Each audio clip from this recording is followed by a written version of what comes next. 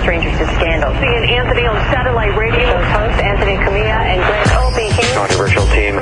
Comment profanity linked to Opie and Anthony. Opie and Anthony apologizing for yet another raunchy gag. The Opie and Anthony show.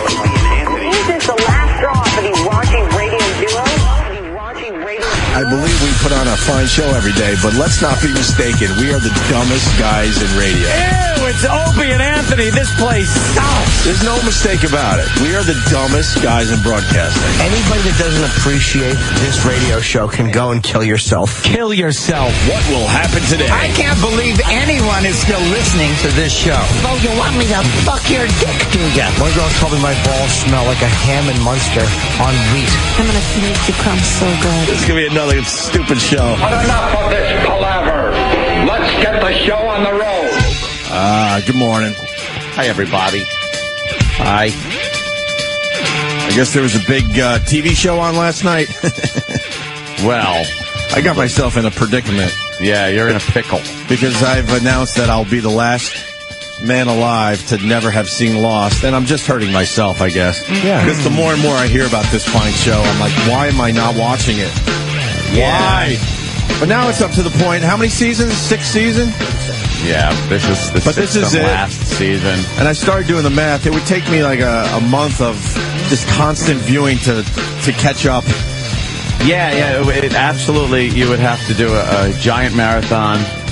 Marathon? Yeah, during time off where you just go on to Netflix. The average TV marathon is what? 3 days? A nice weekend? Yeah. Like if you're watching, you could cover something like Band of Brothers on an entire Sunday. How great is that? Something like that. How great is that? I love when you just when you find something that you can marathon with.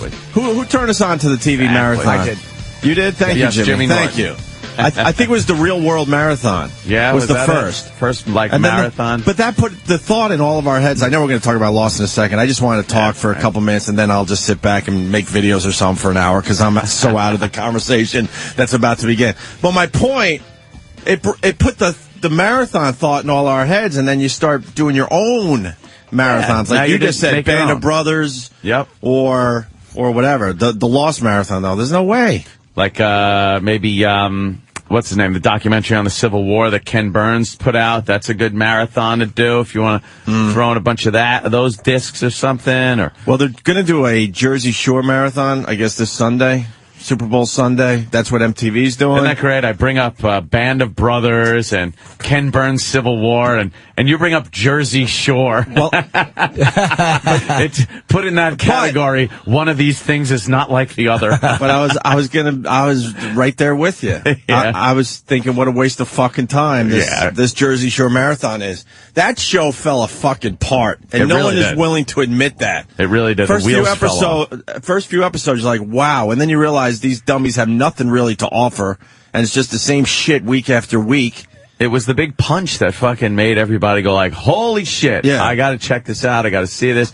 Then the little peripheral stuff that was going on, but that punch in the bar was like the clincher. And you know what? And it's kind of a Chris Rock thing. You kind of understand. You know the famous Chris Rock line? Yeah. If you watch enough I of that, do it, but I understand. If you watch enough of that Snooki, you kind of understand how some guy could have just fucking hauled off. I personally don't punch fucking broads, but you kind of understand why she deserved a fist sandwich. I would never do it, but you have my blessing. Right. Anyway, of course, it's all about Lost today, Anthony. You were very excited. And we need an update. Did you get the theater together before the big Lost premiere? Just in a nick of time, I went down into the control room, went down into master control, and had to bypass the uninterrupted power supply, because apparently it interrupted. Well, then why is it called the uninterrupted power supply? I don't know, but the manufacturer has told the installer that, we've been having problems with those things.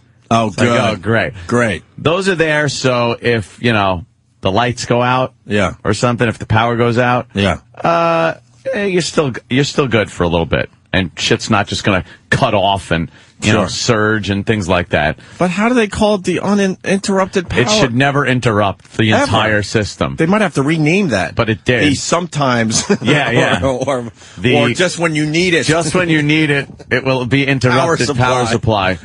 Yeah, so I bypassed that thing, and the lights, bells, and whistles came on, and everything started working. So good. That was good. Watched it on the big, giant movie screen. I really wanted your lost party interrupted with a nice flash fire. No! Is your screen high def? Yeah. 3D capability? I don't think 3D capable. Why not? With wacky glasses, maybe? I don't know. It all depends on how they put these movies out. I don't know if wacky glasses, 3D that they do on TV, like now for commercials occasionally, or 3D like Avatar. I don't know. Well, I curse James Cameron and Avatar today, too, because every other article you read about pop culture, it has to be in 3D now. You know, they redid the We Are the World, and we didn't give a shit on this show, the 25th anniversary. I guess they're doing it for Haiti, which is a nice thing, blah, blah, blah, blah, blah, blah. But then it came out yesterday, they had to do it in 3D. Why?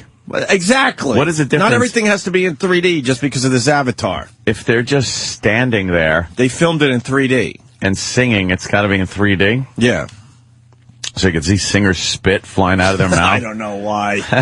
Did they get the same people? We'll have to look into I didn't really pay attention. I want the lineup if the guys could get it. Yeah. Because I'm sure there's a major drop-off. I'm sure there's a drop-off in the original song, too. Because there's some of those people in the video, you're like, who is that? Wait, I'm not. Is that Kenny Loggins? I see that's Bruce Springsteen and Bono, and that's Cyndi Lauper, and then there's some people you're like, there's someone like the backup singers to Bananarama or something. Yeah, I think Bananarama might have been in there. The article I read said that not a single person from the original is in the new one. Oh, that's good. But that's a show of support. Isn't Lionel Richie part of this though? It wasn't him, it's his clay head from the Hello video. They just popped that up on a mic stand. But they had to film it in 3D is my point. Getting back to, so you got the theater. Yeah, I got that up and running. Good. Had some people over, and then the first hour, of course, 8 to 9 Eastern. By the way, there's going to be some spoilers, obviously. No, I'm going to try to keep spoilers to an absolute minimum. Right, I'm not going to give anybody this any is a DVR info. world, and I know there's probably a bunch of people that still haven't seen it. I will talk in terms that if people saw it, they will understand. If they didn't, it won't ruin anything. Did you talk about Lost in that dumb language James Cameron came up with? I've not seen the movie yet, so I cannot speak the Pandora language. I don't know what that is. Everything's okay in the end. I'll do the entire break though in Klingon. Okay, that's good.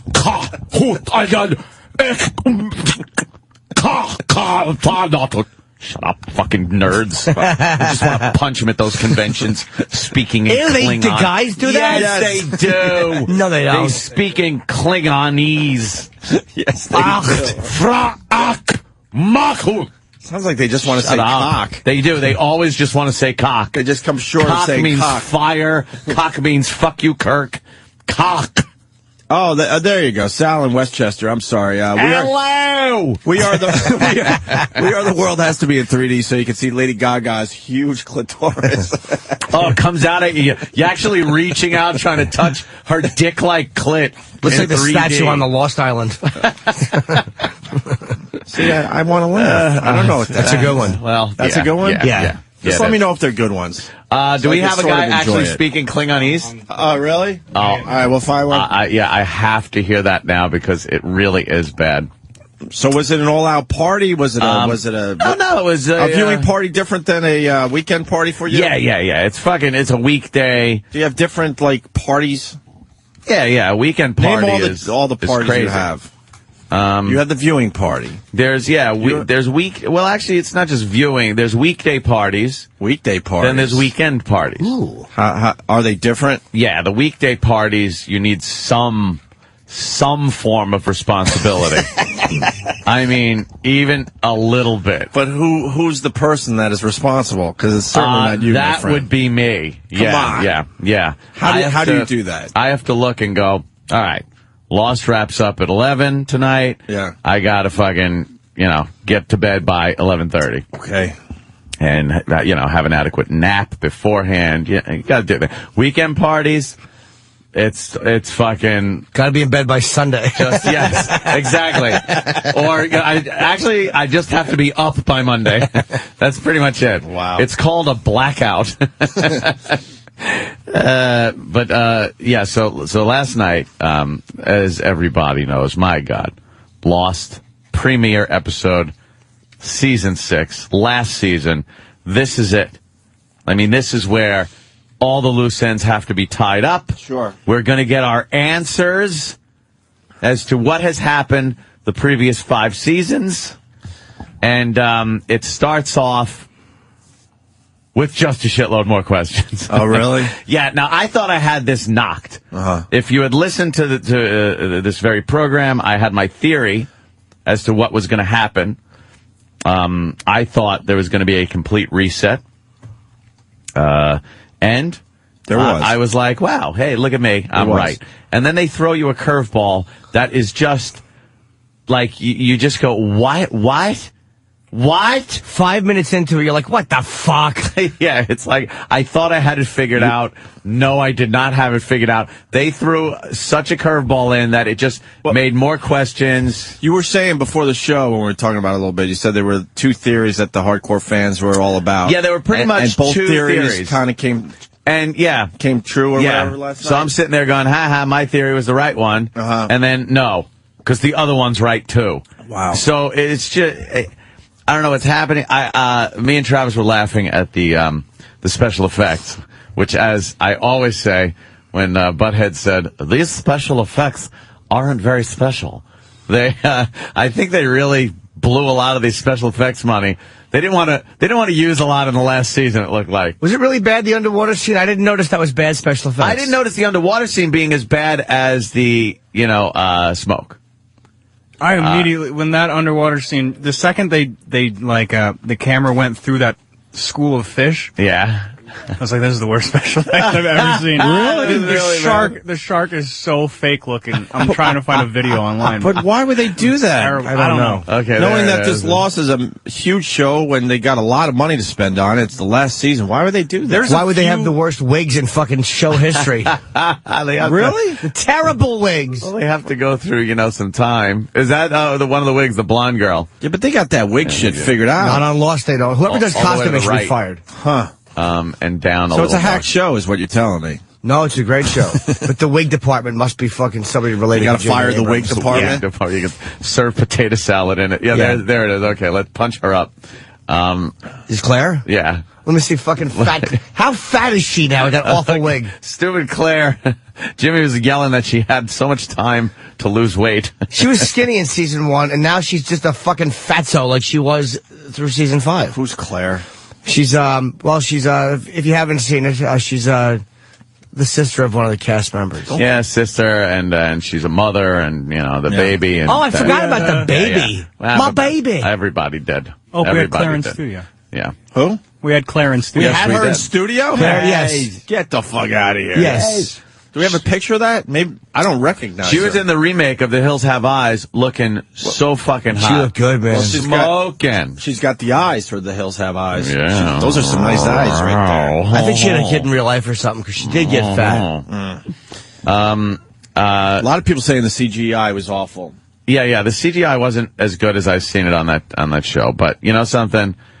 I don't care. I knew what was going on. It's all storyline for me and the characters. But I didn't know what the fuck was going on. Did I get any answers? Maybe. A couple of answers, maybe 2 answers, 12 new questions. There was a really big answer in there. There was a big answer in there, yes. I'll give you that. But, introduction of a few new characters that you just have no fucking clue where they came from, why they're there, what they're doing. Again, where people are isn't necessarily an easy thing to answer. You take some of the main characters. Are they? Why are you looking at me? Home? I don't. Are they on the island? Are they? Where are they? I can't answer you that. Why are you looking at me? I'm just seeing how you. I'm hearing Arabic right now. I'm looking at you because I want to see exactly what I look like when you guys talk basketball. and that must be it. I guess you have to talk to me because there's a lot of people that haven't seen this law. So if you make it interesting for me, see, now we're giving you the secret of radio. Yeah. Then people out there are listening closely. Yeah. Ben was having tires put on the island. Tires? In case he wants to drive it around again. Jim's tire thing. And then there was a character, a very prominent character on the show that was on the plane. Didn't belong on the fucking plane. Right. And then ain't on the fucking plane. Probably because he's still zipping through time again. And then there's another character that kind of knew that maybe he wasn't supposed to make it. And then there's like wait, what do you mean? There's shit going on the plane. Somebody knew maybe they weren't supposed to be alive. Oh, when he got nervous when they were shaking? No. In the bathroom. Oh. Dragging him out of the bathroom, and it was like he kind of turns around and tells another major character, hey, I was supposed to die. You're like, holy shit, wait a minute. What the fuck? Oh. So, yeah, there's so many new fucking questions. I have no clue. Wait, they were up in the air again? What? This plane thing? Well, yeah, I think everybody, if you're a fan of the show, knew that there was supposed to be, after last season, a reset. Okay. There's supposed to be here's the underwater CGI It didn't even look like ocean. We're like watching it. Yeah, this is, the little school of fish. And now we're going through to the bottom, some kelp. Now I'm seeing some things that houses maybe and we stuff. shouldn't see or talk about because it might be a spoiler for a second. I But don't know. Sorry. Where's the shark, though? I want to see the shark.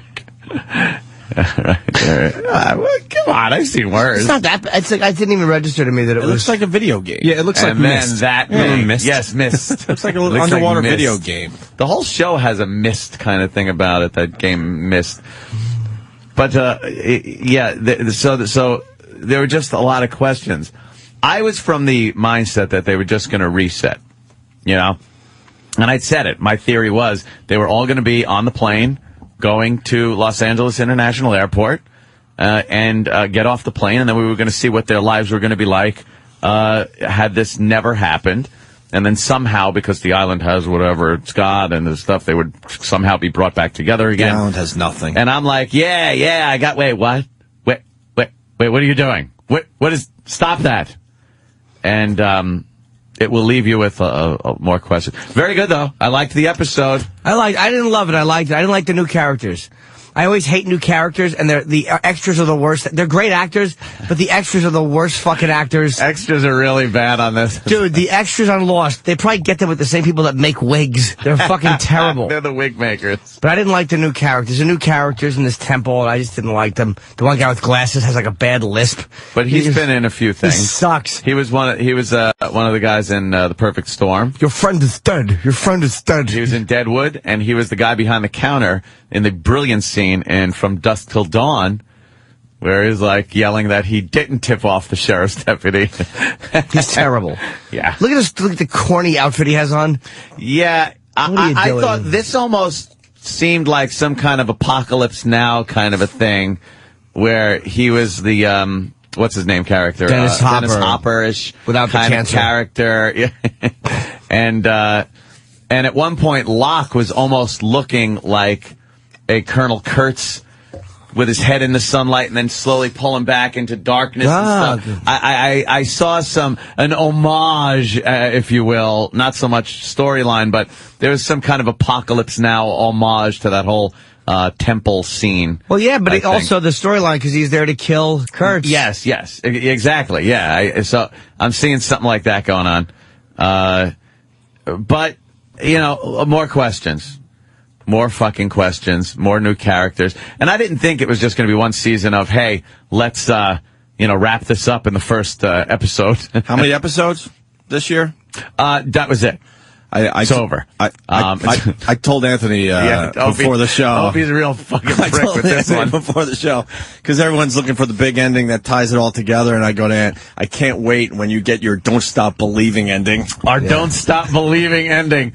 They just where you yell and scream at the TV and go, "That's it." They're gonna just play any way you want it. That's the way you need it. Yeah, they're gonna just come up with another Journey song that just ends, and they're all just sitting in a diner eating. I obviously that's not gonna happen. They got to tie this thing together unless they roll into a movie thing.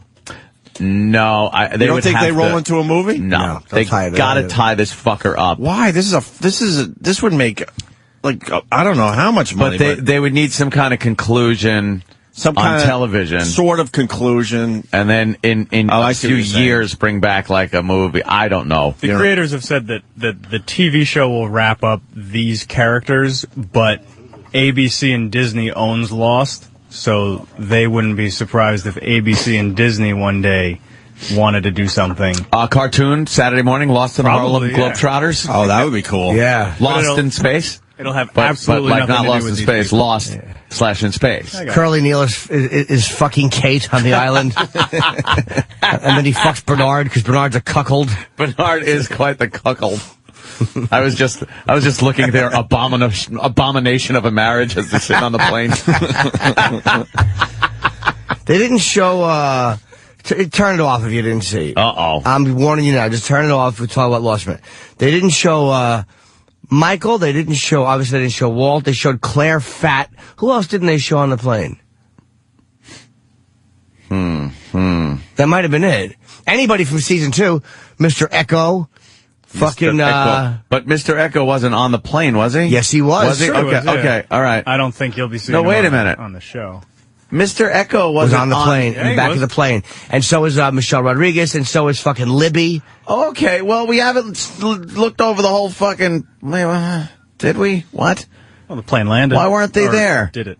Then why weren't they on the fucking plane? Well, I couldn't get some of the actors back. They did, Echo kind of burned his bridge. Did he? Yeah. Yeah, he, but I he mean, asked fuck. to be off that show, and that's the reason that they killed What a him. dummy. Yeah. What a fucking dummy. Let me get off the biggest show ever. And what about the sister? They had to change certain storyline things. Yeah, where was she? The blonde girl, She didn't want to leave the relationship. Oh, Shannon? Yeah. She didn't want to leave the relationship. Oh, she's in another contract she can't get out of. I have no clue. So, out of 5 stars, I guess. Trying to get your review. Out of 5 stars for the first episode, not knowing how important all this shit is, I don't know. I would still give it 4. I mean, I thought it was really good, but I can't tell. Maybe in a couple of weeks, I'll have given this episode a 1, or maybe a fucking 10. That's so weird that you can't even. You just don't even know. Review it. Just at face value, though, it was very cool after so much time goes by to actually, see the characters and shit. How long was that fucking in production?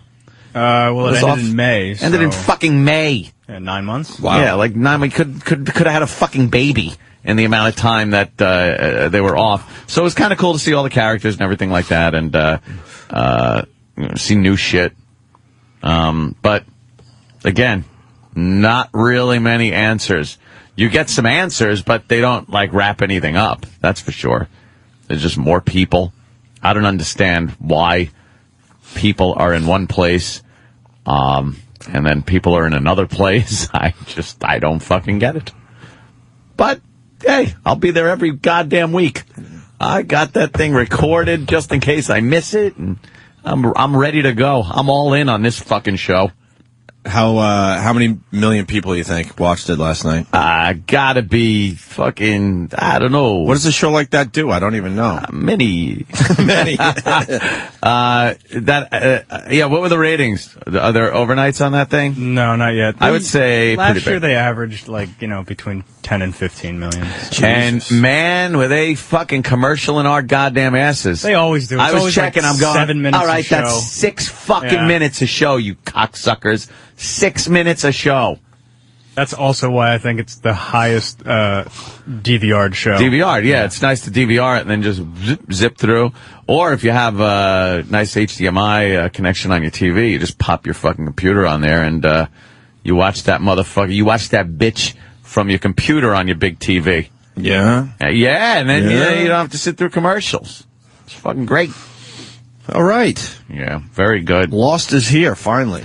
Finally, Lost. I just don't have anything on it. I gave it 3 stars, by the way. I didn't give it 5. Yeah. 3. Wow, Jimmy. I gave it 4. I liked it. I liked certain parts of it. What was your major malfunction with it, besides the Planet of the Apes costumes? Yeah, the new characters annoyed me. And the fact that we actually had to see an interracial couple. That didn't bother me as much. I just want to see. That's why I didn't give it 5 stars. I want to see Bernard eating her ass. Bernard. I didn't. Fat Claire annoyed me. Fat Claire. They only showed her chubby Exactly. face. Fat Claire bugged me. The ending bugged me when one of them woke up. You know, I kind of knew, like, who cares? Yeah, but it's I not don't him. think that's him. I think that the battle continues, kind of a thing. Mm. Well, why don't we do this? So, last year it did 11.4 million total viewers. The 2-hour premiere for season 5. The premiere. So the first episode, a lot of people saw last night. Yeah. We got Danny's. You watched Lost too, right, Danny? No, but I did laugh because there's such a hullabaloo about Lost. You don't watch hullabaloo language, no. Danny. I assumed you were a Lost guy. No, if he was, Danny would have been at the house last night. You're Danny not a Lost was not. guy? No, I don't know. I just can't. Wow. I can't get into it. I had no. I just assumed you were. I thought it would be fun to just sit and watch, obviously, the 2-hour premiere of the final season, knowing that I was going to be completely lost. How many have you seen? This one? That was it? Yeah, that was it. Did you watch the 1 hour lead up? From 8 to 9, they did an hour recap where they tried to recap the whole show in an hour. Dude, you were in with me. I have one less competitor, man. You're out. I tried. I still haven't seen Lost. And then Danny was texting everybody just to bug them. Danny, I'm watching the show, and he sends me a text. Hey, man, what's going on? Yeah, he was just texting us stupid things, interrupting the show. I knew everybody would be watching, so I figured it would be fun to try and piss people off. You're an ass. That's really funny, actually, because when 8 o'clock hit, I felt just very lonely. Very lonely. Because everyone I know, I just knew were in front of their TVs watching. I mean, everyone I know. I knew I couldn't talk to anybody from 8 to 11 last night. He was lonely. Everything on Facebook and Twitter was just lost. I had to turn off my Twitter because now people are trying to spoil Lost for me by giving me fake links because I'm insisting that I do not see this show. Since you haven't seen any of the show, it's pretty unspoilable. Yeah. If you haven't seen any of it, you can just go back to season 1 and watch it. No one can ruin. You ain't gonna fucking remember anything somebody said. They were giving me spoilers on Twitter last night. I'm like, I don't even know what that means. Yeah. If you don't know what the spoiler even means, I'm writing some of these people back like, what you just wrote, I don't even know what that means. Good luck. Yeah. And this character is what? I don't even know this character. What time? What year? Exactly. Yeah, it's... all right, let's do this. So we got Anthony, Jimmy, and Travis all in. Anyone else on staff? I want Sex bagel. I want your predictions right now about this show. Oh, shit. And then let's put it in an envelope, and we'll put it aside, and we'll see who's the closest. Did you like it, Danny? I mean, 2 hours worth of last season Lost is kind of difficult to comprehend when you haven't seen another minute of it. Because it's different. They did a 2 hour... a 2 hour overview? Yeah, it was a 2 hour. It was a premiere. I thought it was supposed to be an hour overview. It is. 1 hour overview, 2 hour show, 3 hours. Yeah, it was three delicious hours of Lost. But being like a Lost noob, I felt that there was just so much going on, and it was just so over the top ridiculous. I feel like if I watched the first 5 seasons, I'd probably hate this fucking show. Really? You think that, but you would actually. The backstories are so good. I believe it. I was like, stupid fan got me into it. The backstories are so good. It really is well acted. Like, the leads are all fucking good. That you just get caught up in it. And some of it's a little weird, but a lot of it they lead you into, and it's like, all right, I can live with that. I can live with that. What I tried picking up yesterday was that there's 3 separate universes going on all at the same time. Is that what you're getting? Is that what it is? I don't know. We don't know. We don't know. Like, I don't know. Sometimes you think that. I don't fucking know. Sometimes you think that, but usually you realize one is in the future and one is in the past, and one is in the present. But they do actually unwind it for you, and kind of, the writing is very good. They let you know. That's what I didn't understand. If there's still some kind of a time difference between one group of people and another group of people, and maybe that's why we're seeing what we're seeing. Because am I crazy? But it's like it seems that some characters don't seem to appear in other in other places when you feel like they should be there. Yeah. Okay. Yeah. Some things didn't change. See, so I'm for caught some up. So I didn't have people. to watch the first. Yeah, one. you're fine. You're fine. You don't have to deal with polar bears. You don't have to deal with anything. There's still a monster made of smoke, and Locke's legs is still made of turnip roots. Locke's legs. I love the fact that they had to drag him into his chair. There you go. Sit down, fucking busted legs. Go on your rollabout in fucking Australia. Exactly. You gimp. And you go in the fucking woods. People push you over leaves and broken branches, you fucking burden. So you get stuck in a bush, stung by bees. Go to an Outback restaurant, you dummy. They have handicap access. Yeah, say shrimp on the bobby and shit into a bag and hand it to the waiter. Stick a didgeridoo up your fucking old ass. Jesus. Nice legs, dick. I love that line. Hey, so I want you guys all to just a paragraph. Wow, that's of how this show, what this show is all about, or how it ends. I want everyone to write it down. Can we say it and give you a synopsis? I don't feel like fucking writing. I don't want to write. Get a fucking secretary in here then. E-Rock, he's got tits. E-Rock. E-Rock. Get in here, honey. Wait, I do dictation. And then I want to, let's read them on the air. And then let's just forget about it. We'll put it in an envelope or a folder, and then we just move on with our show. We'll be talking about Lost every week, obviously. And when the show ends, we'll see who's closest. Oh, my God. I couldn't Could you even do that, Ant? That's what I'm saying. I couldn't possibly come up with an ending. There's no fucking way. Or what it's been about. You can't fucking come up with some kind of ending or, Is this a dumb idea? If it is, you got to tell me. I just don't know the show. It's impossible. It's impossible. I thought I had it knocked. I said my fucking Sweet thing tits, was, we don't need you. This is great. They reset and everybody's back home and we're gonna watch but no, didn't work out like that. My guess, and it's only a guess. Kicking ass always fucking. I still think they're in the moment of their death. All of them are in the moment of their death, not purgatory, but in the moment of their death, and they're having this battle as to what's going to happen to them, the good side or the bad side, where are they going to go? And it's happening over the seasons, but all of this is happening, I say, in a fucking split second. Wow. The whole thing is happening in a split second. That is pretty good. That's just my... How does that explain the people that do die, though, during the show? Maybe when you do die is when you, I don't know, maybe you move on. Is when you actually die. Or maybe when you make your decision, so then you die. the end of the show has to be everyone's dead. Everyone just dies. Yeah, but it wasn't that they were in purgatory. And Bruce Willis walks around. Yes. And he doesn't know. And there's a red doorknob on the fucking plane and they can't get off. Now, I know a lot of theories, a lot of the holes can be shot through that theory. Either that or they're really all on Staten Island and they're in line of motor vehicles. That's what's been happening this whole time. And Ben comes in with the car and nobody knows what's going on and Locke's got a wheelchair, you know. Claire's fat. Is there a possibility that they could go for a goof ending? No. That would just can't do it. No. Yeah, I think Hollywood would be burning. Oh, really? Yeah, they have to do something. I see definitely more pissed off people than Sopranos ending if they fuck this one up. What Journey song? What Journey song are they going to go with, you think? Let's see. I'm thinking Lights? Yeah, Lights is good. Go down in the city. Because you realize... want it. I don't know. Separate Ways? Separate Ways. Nice. Bam, bam, bam, bam, bam. There you go. The big Lost logo comes up, and we're just sitting there going, wait, what? What just happened? Wait a minute. That can't be the end. Wait. What'd they do? They're back on the island, just sitting on the beach, roasting marshmallows as the camera pulls away over the ocean, and they're just there. It'll end where you think they're off the island, and then some weird little thing will happen where you realize they have to go through it again, or that it's a never-ending cycle or some weird a loop shit. Would be kind of cool. Yeah. I wouldn't mind a paradox loop, but it has to make sense. Maybe Dr. Michio Kaku He would just confuse the whole thing. They're like little gummy bears. Thank you. Thanks a lot, really. Yeah, are they gummy bears? Thank you.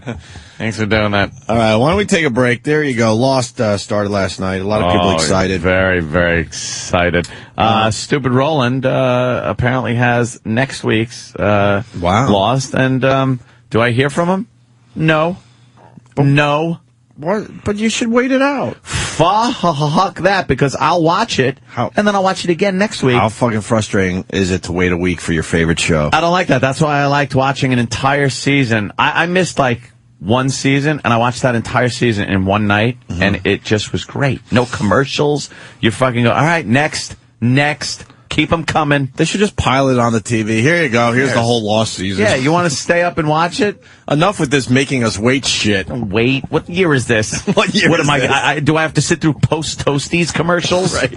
Come on. All right, we're going to take a break. Lots to do today. Lots to talk about. Hey, Paul Mooney's coming in. Paul Mooney's coming in. Yeah? Black History Month, man. He'll talk about it. Yeah. He's a motherfucker that likes you ought to know. You motherfuckers should know. What? We're going to get blamed for something. Of course we are. Well, remember we were trying to get our all-star black team together? Yes. Paul Mooney will help us. Yeah. Maybe we'll learn. Shortest month of the year. White people made it the shortest. That wasn't us, motherfucker. Yeah. You check your history. Google it. Wait, let's. We have to get our list. That's right, for Mooney. We have to get our list. Do we have that list from yesterday, sort of, Dan? Great black. We want to add to that list today. Great black figures in history. I think it got thrown away. Someone's got to get it there. Yeah, it wasn't that important to us white people. Yeah, we threw it away, much like the credit that they deserved for what they did. Oscar nominations. So we got Matt from RottenTomatoes.com calling. He's a pretty good interview on the phone. Apparently, record number of films for Best Picture. I saw 10 yesterday, right? 10 movies. And a few of those you could easily just go, no. Let's cut this list in half. Just toss them out. Just a way to get people to go see them. Up in the air bullshit. Up in the air, out. District 9, I loved it, but out. Well, I liked it, but out doesn't deserve to. Best Picture, stop it. Is Hollywood good? It was funny. I love it when that fucking guy's fingernails were falling off and his teeth were falling out of his head. He was funny in the beginning of that movie. That fucking guy, but then his character completely changed. Well, yeah, I mean, I liked the concept that they were running with. The documentary footage. It's kind of fun. That they were doing where the main character goes into District 9, and he's got to evict the people. That shit was some funny stuff. He's just this goofy guy, and then he turns into like Mr. fucking superhero. Turns into Iron Man. Yeah, I don't know what the fuck happened. I think the Oscars are going to be a complete waste this year. Yeah? Unless Hollywood tries to be too cool for the room, they got to give everything to Avatar. I mean, everything. You know what, though? Well, no, you know what? That's bullshit, actually. I'm sorry. Almost everything. They're not going to give anyone a Best Actor or Best Actress for Avatar. And they're not going to give Best Supporting Actress or Best Supporting Actor. No. So all the actor awards will be up for grabs, but everything else should go to Avatar. Because it's state-of-the-art fucking holy shit. I really don't think the important things in the Oscars this year are the movies themselves, because I saw the little promos they were doing during Lost for the Oscars. And to see Steve Martin doing his Happy Feet dance was hysterical. What are you talking about? He was doing... You remember how he used to go, I got happy feet, and he'd do like a tap dance kind of thing back in 1975? Sure. He was kind of doing that. No, and then Alec Baldwin, I guess, is the co-host, and he slowly comes walking out, and they kind of walk off screen. He walks off screen, and Steve Martin is still dancing, and I never thought such little content could give such great douche chills. Dude, I love Alec Baldwin. Teaming him up with Steve Martin, that's a rough one. And Steve Martin's a funny Oscars host, man. He was funny when he hosted, because he can be a real biting prick, is he? too. Yes, I think he's a great Oscars host. So, you know what? Then maybe this will work. I don't know. I think I don't remember him being a great he's too host. old and out of touch right now. Maybe you're right. I think he's turned into a fucking monumental cornball. Yay! He was always kind of silly and corny, but I think it was hip back in the 70s. But looking back on it, King Tut, oh, fucking eat my ass. But you know something? I'll even give him credit, and I hate that fucking thing. It was huge. Yeah, you can't bitch about something that was huge. It doesn't hold up. He did Put arenas. that stupid arrow through his head in front of stadiums. If you were a comic and you put an arrow through your head today, they would laugh you right out of the fucking building. Not in a good way. No, you'd be so embarrassed. You would have to leave the stage. If you did a King Tut song, they would just... They loved what he walked on stage. But they loved what he was doing for the time. He put an arrow through his head and picked up a banjo and started playing the banjo, and people lost their fucking minds. I was listening to some of his act recently. Some of the old stuff was funny, but some of it just annoyed me. Yeah. His stand-up? Some of it did, yeah. Some of it was very funny. I haven't listened to Steve Martin stand-up in so long, I couldn't even tell you his bits anymore, except for the arrow and the King Tut thing. I don't know. Can't tell you. Do we have that? How did it get so funky? Okay. Yeah, let's take a break. We could continue with the Steve Martin and everything else after the break. Hey, very good news. Remember yesterday that Steve... yes, what? What was it called? Steve, Journey... Journey Through Time with Steve? Yes. We're going to play that right now. Yeah. In case you missed it yesterday, we played late in the show yesterday. Steve sure did take some hits yesterday. Wow. The reason I'm playing the one from yesterday... Oh, no. We got a brand new one for later on in the show called Steve's Favorite Things. Yeah. And I'm hearing nothing but rave reviews on this fucking thing. Rave reviews. Look at him. Steve Martin. How did get... Oh, fucking... we're watching the video. Dude, people are like dancing. No, they're not. Look, they're bopping. And bought me a museum. Buried with a donkey. He's my favorite honky.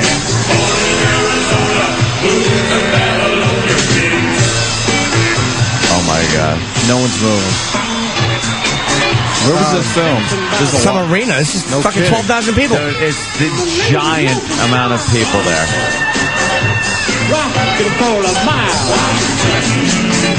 Bring on a Flying V guitar. She's good. Holy shit. Who's extending it with a guitar solo? That was pretty funny. He did one strum of the guitar and handed it back to the guy. For the roadie. That was pretty funny. I'll give him that. And now he's strutting across the stage doing hieroglyphic type moves. And there's a guy behind him just carrying a really shitty flop of pyramids and palm trees.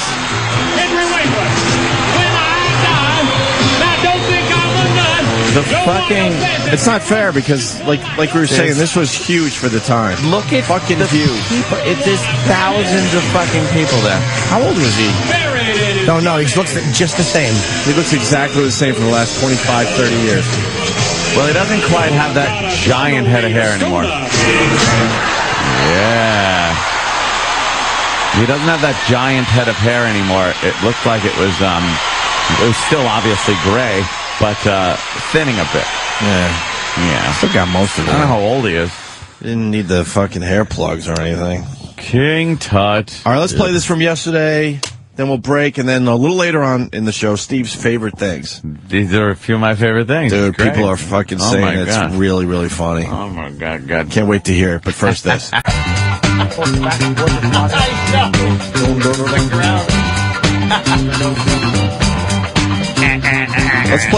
Let's play this one through, Ann. Did I freeze? When does Jim Morrison kick in on this one? When I crash. I don't know.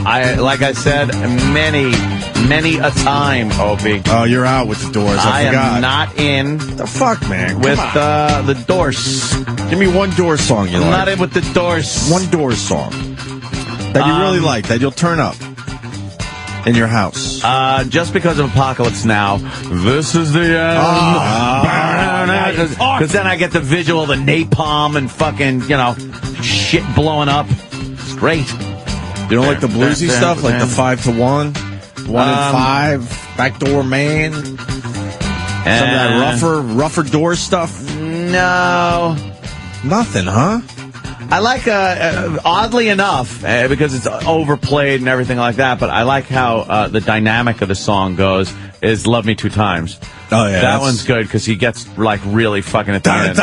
Yeah. and he's screaming and shit. Like, that's pretty cool. But for the most part, though, no, not a big Doors fan. Never really. Kind of surprised by that. I don't know why. Really was. Kind of surprised by that. Oh, I hate the computer crash, don't you? What happened? Don't you hate the computer crash? Hey, Danny, we give away the $500 yet today?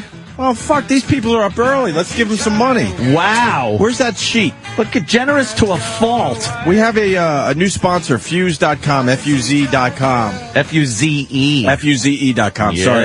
Yeah. The other way would be Fuzz.com. Fuzz.com, and I bet if you go there, whoopsie.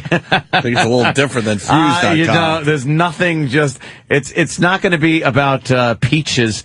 The skin of peaches. Do you want to defend yourself? Blue Healer from Kentucky writes, Anthony hates the Doors and loves Lost. He's officially a faggot. How does that work? How does that make you a faggot? I don't understand. Lost is a huge show. Faggot and entailed doing certain things with other men. No, and that's a very derogatory term, sir, that I do not appreciate.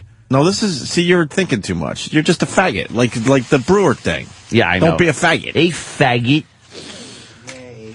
Yeah. Ooh. I'm eating Gregorio's cereal. That's my cereal. I'll give you a buck. Gregorio. There it is. I'm sorry. Brought to you by Fuse Meeting. That's F-U-Z-E Meeting. Hold hassle-free meetings online. Have you checked this out yet, Ant? Don't hassle it. For a free account, visit us at Fuse Meeting, F-U-Z-E Meeting, .com/Opie. That's Fuse, F-U-Z-E.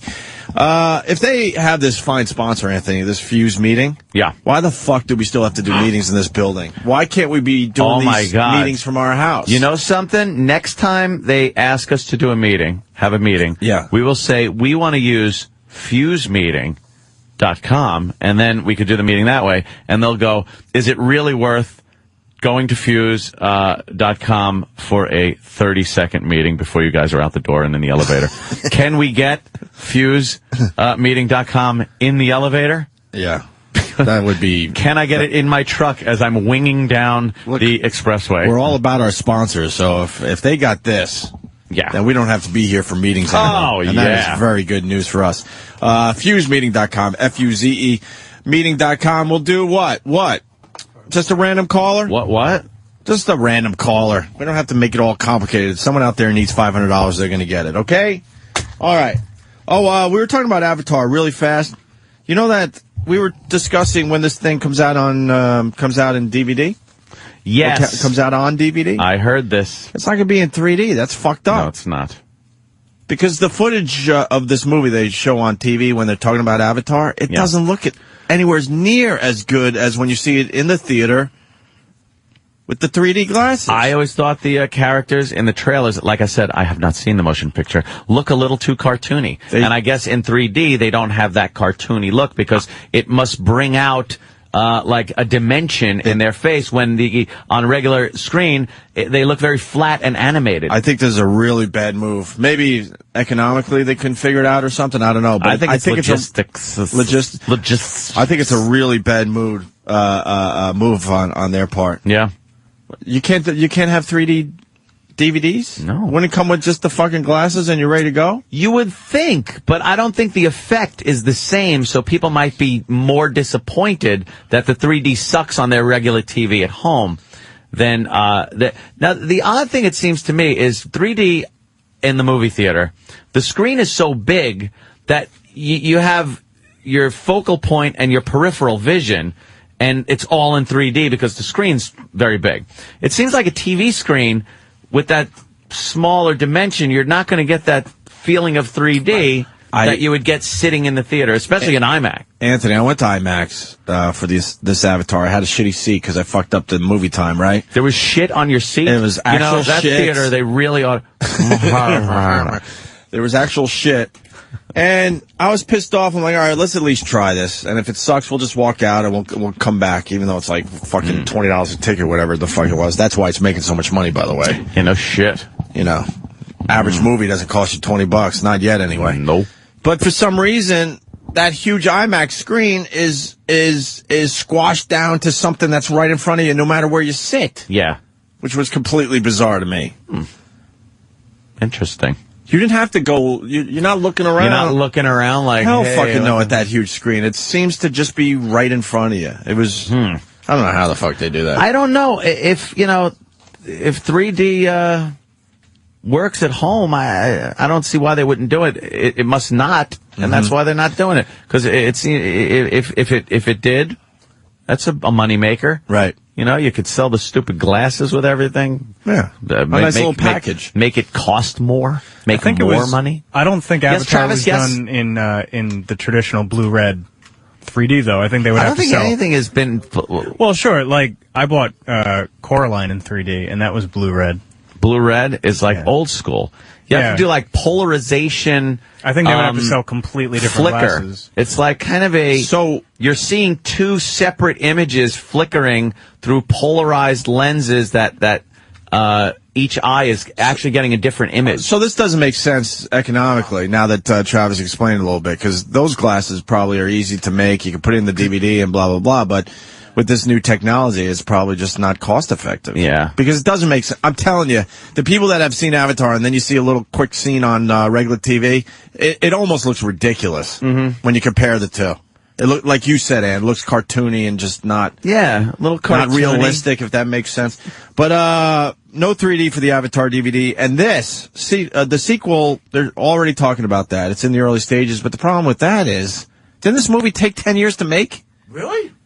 Something like 10 years to make? From inception to actually make. No, but I think a lot of the time was him saying, James Cameron saying he had to wait for the technology to catch up to his ideas. Yeah, what right. a pompous motherfucker that is. Look, I got these great ideas, but technology's just not there. So I'll wait for you to catch up to my brilliance. I could say that too. I want to take a ship to Saturn. Yeah. All right, Anthony, when are you going to do that? I got to wait for you motherfuckers. I'm all ready to go. Let's just do it with our radio show. Yeah. We got ideas. Yeah, we got ideas. Let me tell you about we can't tell you about the ideas. Now I'm just going to have ideas. We have to wait. That technology isn't there for. Right. Yeah, transport people cross country in a matter of seconds to Los Angeles. Fuck flying on a plane. Really? Oh, can we do that? I'm waiting. Gotta wait for the technology to catch up. And then I'm all in, Opie. You know what? A pompous ass. He is a pompous ass. It took 10 years in the making. Jesus. He sat on his ass for fucking 8 years. Something like that. Waiting. But you would think, I mean, they're making a lot of these movies one after, at the same time and then putting them out. They did it with the Harry Potter. They did it with the Matrix, obviously. Why not with the Avatar? Why not already have something in the fucking can, ready to go in a year? Yes. Maybe the technology is better now, and it'll take them 2 years to make, or instead of 10. Yeah, I think the 10-year thing was him waiting for the technology to be there. But I mean, but it's hot now. CGI technology has been around for a while. I don't think he really had to wait that long. Is it that much of a departure without the 3D? Is it that much of a departure? CGI wise than movies that are really well done in CGI. You know what movie was great in CGI? And it was 30 million, I think. Kramer versus Kramer? Yes. It was amazing. That they fucking put in that little kid. His tussleable hair he was actually bald. When Billy got hurt, and the way they CGI'd the blood in, and Dustin Hoffman running. Dustin Hoffman. Imagine they just spend hundreds of millions of dollars for one lousy scene. But it was just stupid, like Dustin Hoffman's running, and instead of in New York streets, they put him on lily pads for no reason. Right, just fucked up. That would stink. He's in a shit stream jumping on lily pads. Like, what is he doing? Fucking up everything. District 9 had some really good CGI in it. Really fucking good CGI. And I think that's because they used, didn't they use Peter Jackson's studios and shit? Because he's really good with that fucking CGI shit. I think they used some of his stuff. District 9 was a Peter Jackson film. Yeah, Peter Jackson. Well, he didn't direct, but he produced it. But I'm sure, he's like, hey, you come into his Weta Studios for his CGI and all that Happy Horse shit. But it looked great. It looked really good. The ship hovering over the city looked really good. They got that misty thing in there. I didn't think that the aliens looked too cheesy. They really did not look bad at all. Bug look. I love how they called them prawns, and it was a derogatory term because they looked like shrimp. No, here's a prawn. We'll talk to this prawn. It's awesome. A funny movie. You know what? Yesterday, we've been talking about movies a lot, so I wanted to go see a movie yesterday, either in a theater or on demand. Ooh. And all these movies, I haven't seen District 9, I haven't seen Precious, I haven't seen, a lot of people talking about, what was it yesterday, Serious Man? I I can't find any of these movies to watch. Just like I was saying yesterday. That's great. Put it on demand and make me pay $20, whatever you need. High roller. Well, I fucking want to see these movies now. Yeah. Where are they to be seen? Yeah, there should. And I don't want to buy DVDs anymore. You know something? There should never be a lapse in between when something's in the theater and when it's available to you. Right. I don't understand that waiting period thing that goes on in this day and age. It used to be. I mean, I remember walking out of Planet of the Apes as a young child. And he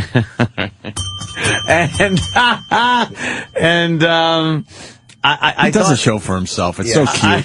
And yet when he said that, I was like, where's the bell? I know, exactly. It's adorable. And I thought to myself, yeah. Steve just doesn't. Right. It's Steve Rebation. I don't know why he just wrote "To Sir with Love." I don't know.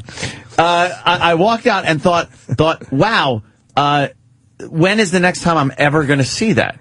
Like, you're a kid, so you don't see movies multiple times. You got enough money, grub money from your parents and see shit like that. Right. And it was like, wow, that's really cool. I want to see that again. And you had to wait like 5 years for it to make it to like Channel 5 or something here in New York, where you would then get to see it edited for television. It seemed like yesterday that you had to wait a year even. Yeah. Didn't it seem like, but now they're finally... But there shouldn't be any lapse. But they still have that dumb lapse, is what you're getting There at. should be, I understand maybe they want people to go to the theater so that they could get that, get the count up, get set records, whatever the fuck they want to do. Right. But to have a gap between the movie being pulled from the theater and then you having it available in some way, shape, or form, aside from illegally, is ridiculous now. Of course it is. I have an answer for you, too. Yes, it's James. probably promotion time. What? They want time to promote the DVDs and get a promotional thing in, because you can't promote it while it's in the theater. That's stupid. You're competing with yourself. So you take it off, you get people to build a little appetite for it, and then you promote it and you make it a big event when it comes out, and then all of a sudden it's released like it was in the theater. But we don't care about the big event anymore. We just want to see these fucking movies. Am I? And with this Oscar talk, I mean, the nominations were announced yesterday. So now people are like, oh, wait a minute, there's a few movies on that list I haven't seen, and I guess I should see them now. So it's top of mind right now. Unless they're re-released. I was ready to spend money on some of these movies that I didn't feel like seeing when they first came out. You can see them all in the theaters, and I think that's why there's 10 nominations for Best Picture. I looked at the theaters in our area, Jimmy. Not one of these movies I want to see, like District 9. I didn't even see a showing of Precious, believe it or not, and we live in Manhattan. Serious Man I didn't see. Those are three I definitely want to see. I want to see Moon because... yeah, it's worth seeing. I thought it was going to be better than it was, but... I almost had to watch, what the fuck was it? Food Inc. What? About how our food is fucking not good. Wow. A documentary. Yeah. I almost went with that. I like a good documentary every so often. Let me say hi to Christian, because he's not agreeing with something I had to say there. Christian. Did I win the $500? No, you did not. I'm just kidding. What's up, Christian? Opie, yeah. Listen, to say that the Avatar does not have a chance to win Best Actor awards, I mean, I don't know if they'll win or not, but listen, they did a good job. At least that Zoe chick, I don't know what her name was in the movie, but they had to learn a whole other language for the Avatar land place. I go back to Klingonese. Okay. I go back to the Klingon language of Star Trek movies. They had to learn a new language too. Right. Okay. Geek. You ready for this? I said that there's no way, they're going to win Best Actor or Actress or Supporting Actor or Actress, this Avatar, right? There's no way. And know why there's no way? Because now I'm looking at the list. They're not even up for nomination. No, they're in there for Best Picture. Yeah, but not Best Actor. That's what I'm saying. They're going to win Actor. everything except for the awards for Best Actor and Best Actress. You think they're going to win Best Picture? No. When was the last time a sci-fi movie won Best Picture, by the way? And I know this one stands out. It's not just a sci-fi, though, Ant. That's the problem. But it is. In the end, But it is a sci-fi. It might have a good story. It might be pleasant. It might be this. It might be, but it's a fucking science fiction movie. All right, what film wins then? I think a little film called The Hurt Locker. Yeah, or Crazy Heart. Or Crazy Heart. Yeah. They're not. You got to understand, these Academy people are fucking snobby assholes. They don't like looking at a blockbuster movie and giving it an Oscar. Blockbusters Like they just don't like having to hand a giant blockbuster movie an Oscar. So they'd rather have Avatar's a smaller movie. But Avatar's got to be represented. They're gonna give it a bunch of awards, but not Best Picture. You're thinking they'll get fucking like what Spielberg movies used to get. Best fucking special effects in a motion picture, which it's got to deal with Star Trek also. I understand the whole thing, CGI and fucking 3D, but Star Trek's effects, and I like. I gotta tell you, I've seen both. Yeah, and the Star Trek, you're absolutely right. Yeah, the special effects were awesome. But man, when you put it up against a 3D movie, I'm telling you. Yeah, but 3D again, another thing. The Academy of Motion Picture Arts and Sciences, Opie, does not look at 3D and go, this is what I'm basing my vote on. We'll see. They look at fucking story and direction. They look at, like, overall, Best Picture can't just be like, wow, things are popping out at me. Give it the Oscar. It'll get cinematography. It'll get, all the special effects. Like that. Best Picture, no way. I don't think it will. I think it's a definite. Because the views of really do. Getting it over Precious, which is a better. I haven't seen it, so I can't say. I call it Patrice. Okay, it's a stretch. It'll win all the special effects awards. All right, there's 10 for Best Picture. Are we in agreement that Avatar's on the short list? It should be in there because it's just such a big movie. It would be silly to snub The Blind Side by not having it in there. Sandra Bullock. It's like, wasn't Star Wars up for fucking Best Picture back in? Yeah, it was. So I mean, and that was state of the art for the time, right? Ant? Let's see, only 2 purebred sci-fi films: George Lucas' 1977 Star Wars and Steven Spielberg's 82 E.T. have made Oscar Best Picture list. Neither one. Okay. Neither one of them won. So, and for the time, especially something like E.T., you look at E.T., for the time, that was very story-driven. It wasn't so much about spaceships and shit like that. Yeah, you might be making a good point. I just don't think the Academy likes that shit. Let's do our short list, because there's 10 films. Avatar, you got to put on there, because it's just too much attention. It's too big to not put on there. Made, what, over $2 billion? I mean, you at least got to acknowledge it as on the short list.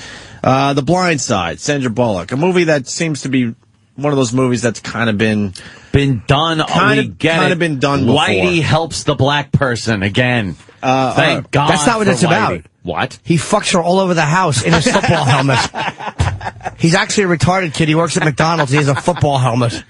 And the blind side is that she works for Governor Patterson, and he walks around married to her while she's banging and doesn't know because he's blind. She didn't see it coming. Now I want to see it. She didn't see it coming, hence the blind side. Yeah. So no Blind Side on our short list, right? I didn't see it. I can't say it. She won an award for that. You know she what? won an award. We got microphones in front of us. Like Ann said, movies kind of been done before. Whitey helps black guy. Come on, Gangster's Paradise. District 9. That came from. Now, District 9, I have not seen it. Anthony's seen it. Danny has seen it. Liked it. Like I said, just watched it again. Shortlist? I don't think it belongs as a Best Picture nominee. Don't think it does. To put it this way, like, if other sci-fi films that have not been nominated aren't winning Oscars, and then this wins an Oscar, like, how could District 9 win an Oscar and something like Aliens not? It's just like, it would just be such an insult to, I guess, sci-fi fans in general, but also just the general public. Like, exactly. Was the movie Alien, the first one, was that nominated for an Academy Award? Probably, maybe technically. I mean for Best Picture. No. Then District 9 shouldn't be in there, because that movie, especially for the time, I actually think it should have been. That was like cutting edge fucking technology. Story was cool as shit. The acting was good. Alien should have fucking been in there, especially if you're going to put District 9 in. That out. All right. But how many films in that year were nominated? They're over-nominating this year just to get people 10. to go That's see why, them. Do you think that's what it is? I know it's what it is. That's why we're going for a short list. No, but I'm saying, what in Aliens year, how many were nominated? Not 10. No, it was probably a 5-film. 79 was that? Yeah. 79? 5 films, I'm going to guess. 5 films? And what do we have in 79? I want to say 79. Apocalypse Now was one of them, I think. Oh, shit. I want to say Kramer versus Kramer, or is it 80? I think 77 was Kramer versus Raging Bull is 80. No, it was not 77. China Syndrome? 79, I think. Kramer versus, let's see. The Killing 79, Fields? Best Picture, Breaking Away, Norma Ray, Apocalypse Now, and all that jazz. Only 4. What won? Apocalypse? Apocalypse won that. That won Best Picture? Motherfucker, over Kramer versus Kramer. And you know what's disgusting? Martin Sheen, maybe we said this on the show, Martin Sheen has never been nominated for an Oscar. Really? What He a was really fucking, good in that. how did he not, could you go over Best Actor nominations for that year? Hey, that's $10 there, Camo. You fucking beat the shit out of that guy. I fucking love that. How did he not get nominated? Probably just playing an unpopular. 79 was the year that fucking the flying nun there got up and said, "You like me? You really like me?" Sally Field. Did she? For Norma Ray? That was fucking 79? You like me? You really like me? Ugh. I don't remember that. Up. It was a famous, like, You don't douche remember chill the fucking Sally moment. Field moment? Yeah. No. It was a Worst famous Oscar moment douche ever. chill Oscar moment. How she's just yelling, yeah. I want to see that. Oh, we got to play like it for me. you. I've never, no. You really like me. It was such an over-dramatic fucking... What happened? I'm sorry. That site I was on is wrong. Kramer versus Kramer did win Best Picture. That sounded more like it. Did it, or is that box office? Best Picture. Looks like No, I'm assuming that the highlighted is... The highlighted is the Go to winner. Oscars.com. Yeah, or Norma whatever. Ray. Yeah. Okay, Best Actress. You gotta Yeah, you're hear right. Sally Okay. Field, Jimmy. Kramer Yeah. versus Kramer won. Yeah, they cleaned up, Oh, it actually. swept it that year. All right. Let's get our short list done here. Oh. Our short list. Let's see. I'll write down Bobo's dick. That's, And education, you guys, I saw that movie until, there was a fire in the movie theater. And Not seen it yet. I haven't seen the Yeah. fucking ending, but it's like a kind of more of a independence, kind of artsy fucking film, good storyline, and it has a little Lolita thing happening in it. yeah, wow. I don't think it's got enough to, make our short list. Yeah. Not on? I liked it, but now we get to the Hurt Locker. Is that on the short list? Abso-fucking-lutely. Yeah. Really? Yeah, that belongs there. This, to me, Opie, the little picture that could. Wow. That's what I'm saying. This one, not the big budget, probably not the, not seen by as many people as some of these other movies. Yeah. But deserving? Yes, sir. Yes, sir. Oh, the phones are having fun again, just picking themselves up by themselves. Was that us? I think so. Or someone else? Really? Alien, best visual effects in 79. See, technically. Yeah. Who was Best Actor nominations in 79? I'll kiss you right on the neck gently. Best Actor, you had Dustin Hoffman, Jack Lemmon for The China Syndrome. You had Roy Scheider for All That Jazz. Al Pacino for Justice for All. Yeah! And Peter Sellers For being there, that's right. Wow. Yeah. Who won that? Kramer versus Dustin Kramer. Hoffman. Okay. Which he Shit. Inglourious Bastards, short list? No, don't think it should be on there. I did not see that movie yet. It was another one I would see. It was good. It was okay. You know something? I didn't really like it that much, and not that I'm biased here, but I just didn't. I didn't find it as entertaining as I thought it should have been. There were some really slow moments where it's just like, all right, I get it. Tarantino likes his dialogue and shit like that. Right. But if you're going to make an action movie, maybe you can cut down on that snappy fucking Reservoir Dogs sitting around the table talking about tipping dialogue. It works in some movies it doesn't. Didn't work in this. The movie's got a buzz, though. You liked it, though, right? Yeah, I liked it, but I wouldn't sit there and go like it's a great movie. It's a good movie. It's got rewatchability. Sure. Yeah, it's good. And I feel bad because, Travis actually gave me a copy of that movie for Christmas. So I do appreciate that, and I will watch it again. Jesus Christ, I forgot he gave that to me. Oh my What did he give you? Bashing it. What did Travis give you? Inglourious Bastards DVD. But it's got extras, too, so I can watch all the behind-the-scenes stuff. Yeah, whatever. You fuck. Exactly. Rotten gift off the fucking shitty fucking thoughtless gift. Hey, Anthony will like this. It's got a Nazi on it. I like to duct tape Travis's beard off. You're trying to say he didn't think about it? Really? No, he saw it in the fucking bin. He did too. It's probably a previously viewed at Blockbuster. No, it's brand new, and it's the Blu-ray, and it's fucking great, and it's got extras on it. Does it? So you can see behind-the-scenes footage and deleted scenes and interviews. I like watching all that shit. It's probably a Korean copy. Yeah, it's right off the street. It's not a bootleg. You hear coughing through the whole fucking movie. Shaky cam. No retard movies this year. Wow. And Oscar loves the retard movie, but this is the Oscar loves closest. the tards. Precious. Precious is not a genius. Precious is going to okay. win Best Supporting Actress because Hollywood loves that fucking down and out character. She gets supporting actress nomination. No, Monique does. I'm sorry. Monique gets supporting actress. Precious is going to win Best Actress. She's going to win it. No, I don't think so. She's going to win it. I do not think She's so. going to win it. I know. I didn't see it. I'm just thinking politically, if they would give Best Actress and Best Supporting Actress to that movie.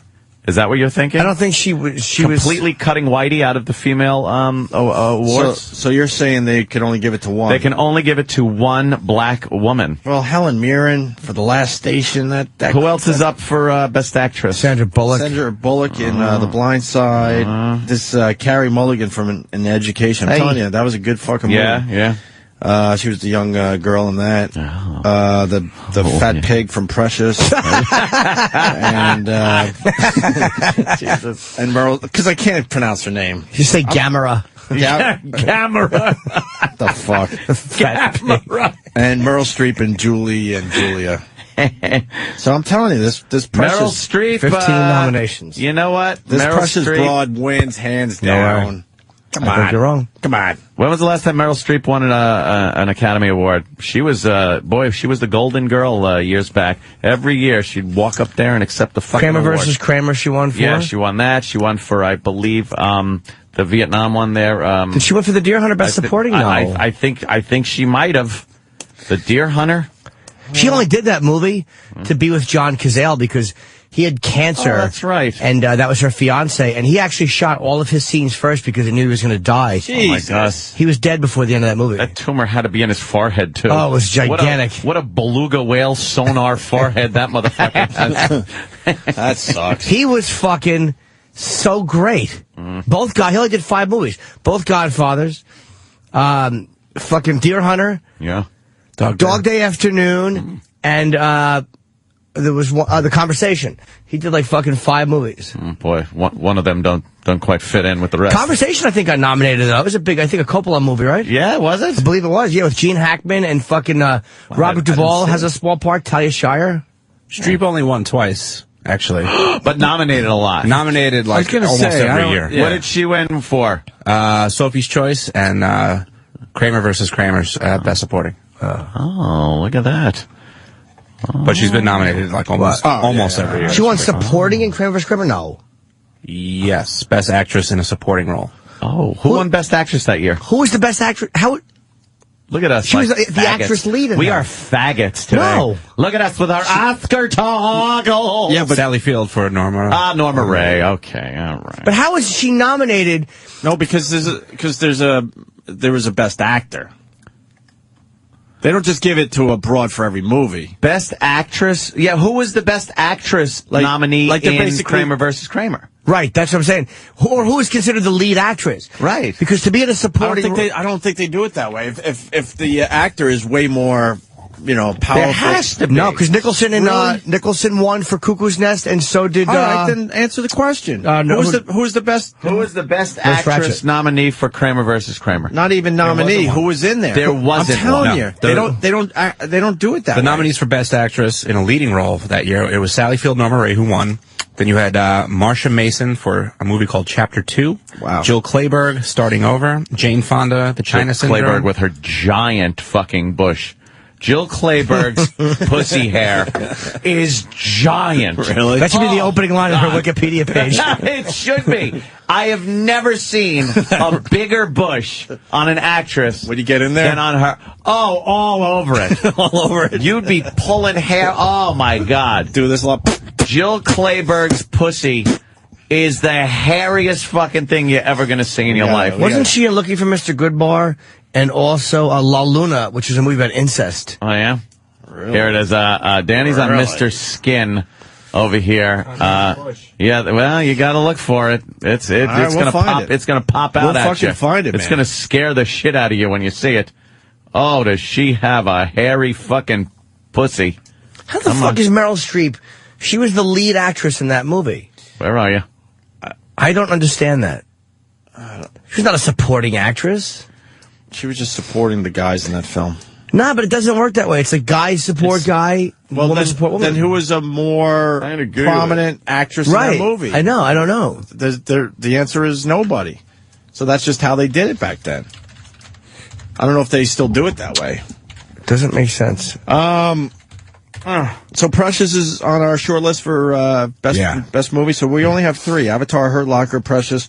A Serious Man. I have no idea with the Serious Man.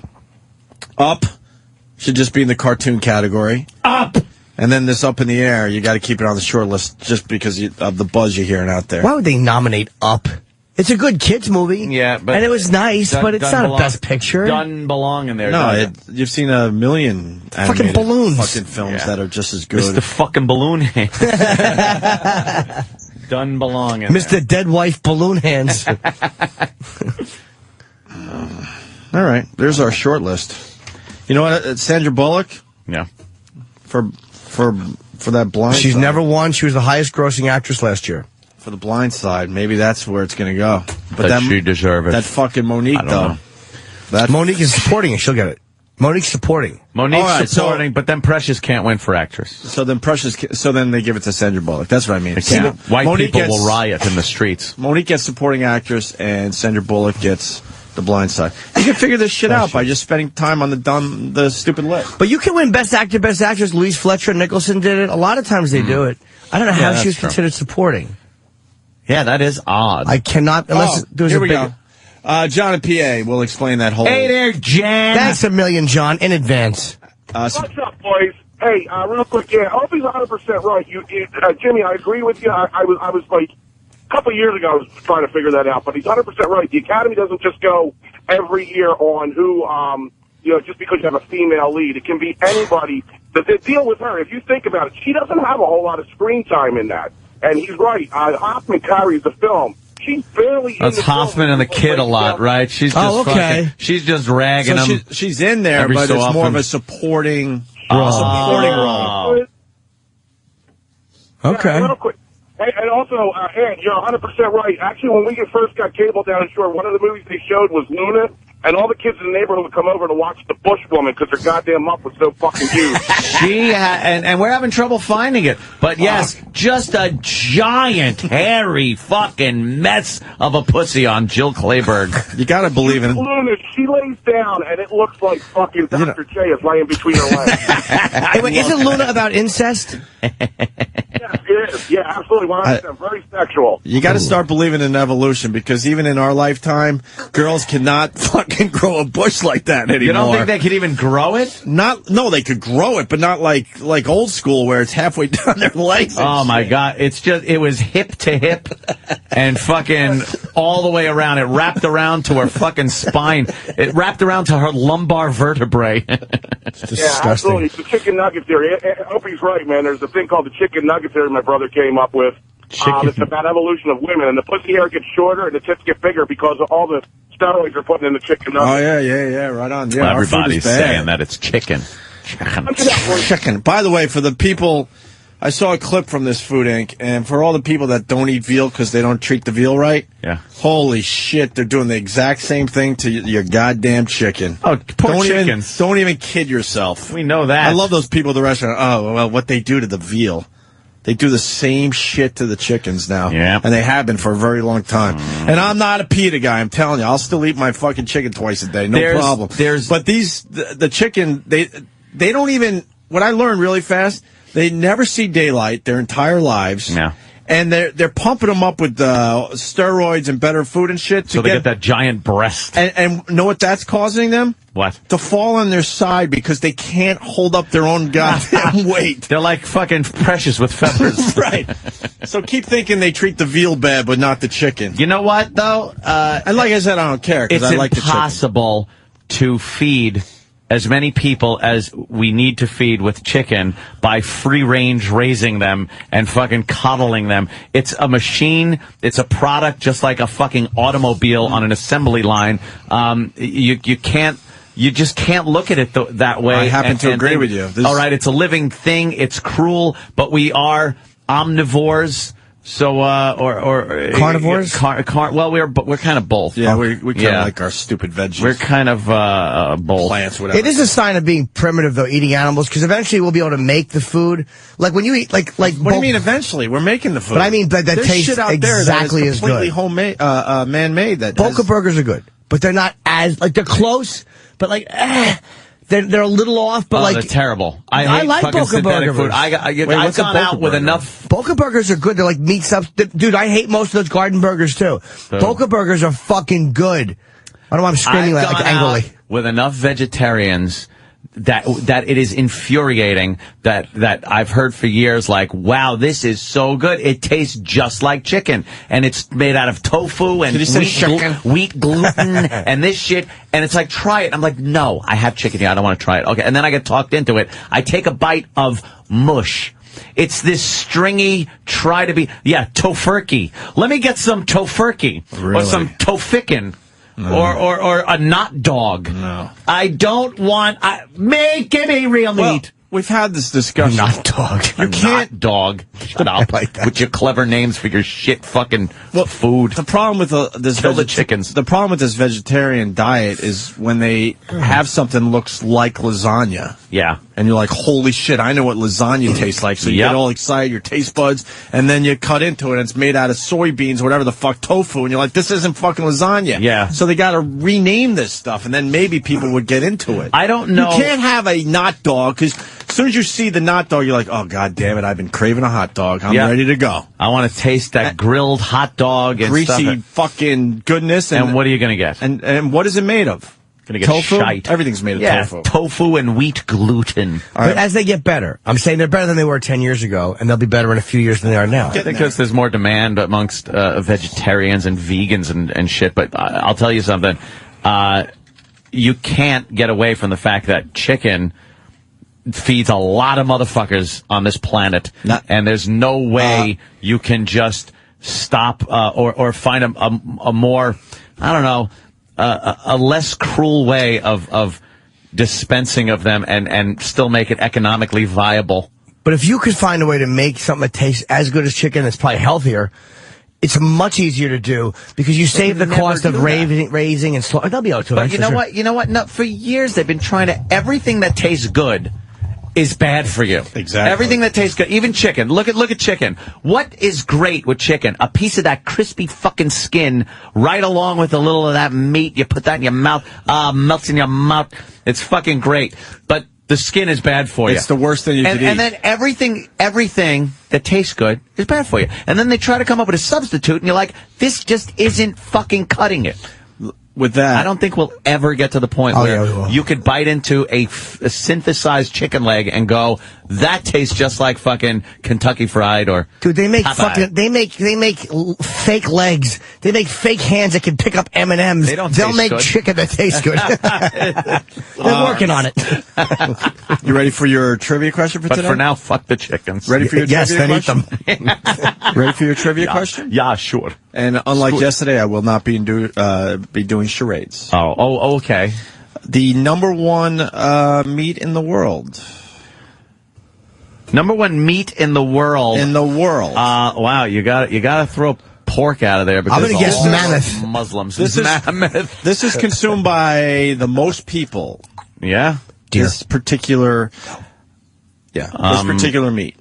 Let's see. Wendy's chicken sandwiches. Linger yesterday. Iraq. I would say chicken. Well, that would be the obvious answer. I'd say right? beef. And that would be the obvious answer, right? No, beef is pretty fucking like upper crusty. High society? Pig. Remember when chicken used to be high society? Yeah. But there's a lot of fucking Muslims in this world. That's right. They don't eat You can't go pig. Let's get rid of pig. Pork. How about so mealworm? Chicken and beef would be chicken and beef would be the two answers that I would bet most of our listeners would say right now. Yeah. Chickens are like, they're little, they fucking around, you can just snap its neck. Anthony, you are wrong. Is it rabbit? And beef is wrong too. Is it bumblebee? I was very surprised. Very hard to carve. I was very surprised by this answer. Yeah. There's a lot of fucking savages out there. Hold on. Monkey. No. How about there it is. How about... Oh, I know. I do know. Pelican asshole. It's a delicacy. It really is. Someone's saying fish. I said meat, didn't I? Yeah. I'm trying to think of like faraway land. Like we're very self-centered here in the United States, thinking chicken and beef and stuff. But let's start looking around the globe. Oh, holy shit! Ruff, fucking dog. No cat. No. I give you these questions. Pigeon. I think you should get the answer, but I think you'll also be surprised if that makes sense. Buffalo. Nope. You're running out of meats. Buffalo. Turtle. Running out of meats. Oh, hopefully it's groundhog. Punxsutawney Phil's delicious. You know, they fucked it up. We talked about it yesterday. Never mind. I'm not gonna Is it? It's not turkey. That's coming in. Okay, now you got to give us a hint. Mammal, fish, reptile, not amphibian. Fish. I think the hint is that I don't think anybody in America actually eats the meat of this animal. My first thought was lion. I don't think, anyway. Oh, my God. Jennifer Aniston's pussy? That stink box. Would you drink soup out of her nasty pussy? So I could tell my pals. Good answer. Yeah. You could give up. No. I'm ready to fucking throw that answer right out there and we go to break. Goat? Did you look fucking down? No. I don't like when you cheat, Ed. Did you cheat? No. Yes. I glanced down and saw it, and they fucked me. Why do they fuck you like that? I said goat. No, you didn't. It's myself. People like goat, I think, right? Goat is the number one meat in the world that is eaten. Goat. That makes sense. How does that make sense? Did you ever hear of anyone eating goat before? A lot of people eat goat. Yeah. Where? Not in America. No, in America. That's where I base my shit on. What is in a gyro? Is that lamb? Oh, lamb. It's got. Oh my God! Please lamb, don't say right? It's fucking goat. You know, goats are easy to eat because you can cook them while you're actually going under their chin. That's lamb. Lamb. I love lamb. Oh, don't you love lamb goat chops? Is number one though. Delicious. That's not a surprise to you. Goat. What country does the goat? Is it Middle Eastern country? All Middle Eastern. They love their goat. You think they love their fucking goat? You think they're consuming the and goat? Then maybe Middle Eastern. No, I don't think Africa. Jamaica. Right? Yeah. Africa. Sure. All the Caribbean countries. I'm just reading. Wine dance. That's very funny. Steve from Bayshore slips that one in. Who the fuck is eating goat? Dan, you got an answer on that? No? What's really the difference between a goat and a lamb as far as eating it? Is lamb in the goat family? The difference is I've eaten lamb. Yeah. Goat cheese is good. Well, that's why I said we don't eat the meat, but right. that was kind of your hint that we get other shit from our goats in America. Where did you get that? A placemat off a fucking Middle Eastern restaurant? Did you have to ask where? Yeah, where'd you get it? Oprah. Oh, Oprah? Shit.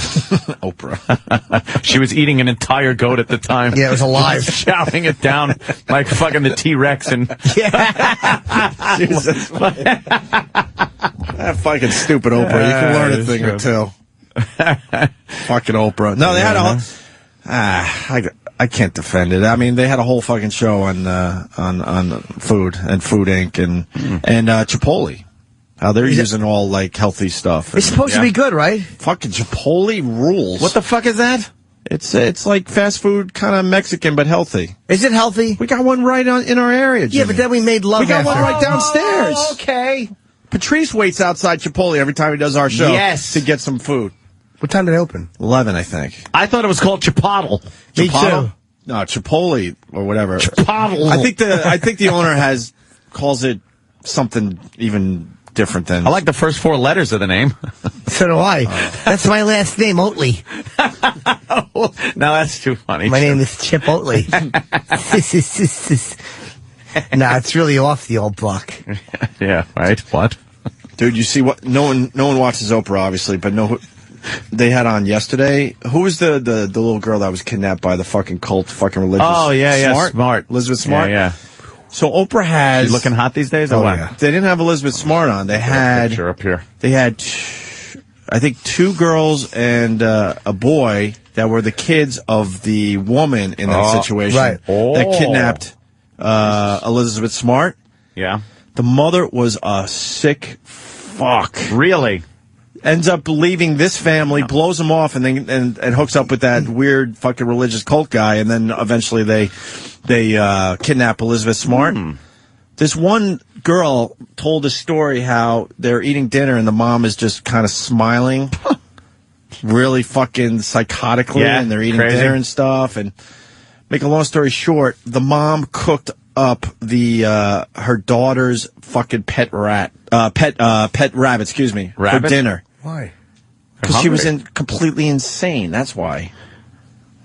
Yeah, Elizabeth Smart's kind of cute. She's very cute. How old is she? She's 17, I think. She's up there now. She's got to be older than that now. Okay. She's up there. there. She was like years ago. Yeah, I think she's about 40. Let's not disagree with me on the air. Let's just slip a note. Let me correct myself. That's the rules. But they fucking had the Don't embarrass me in front of the men again. Yeah. They had the kids on from the first family, and it was just like, it was a fucking horror house. Yeah. Unfucking believable. All right, we're running out of steam. Let's take a break. Black History Month, Paul Mooney. We got RottenTomatoes.com guy calling in. We just did movies, so now, Steve, if you could kind of push them to about 8:30 or so. Push them to 11. 11, that'll be good too. Fuck them.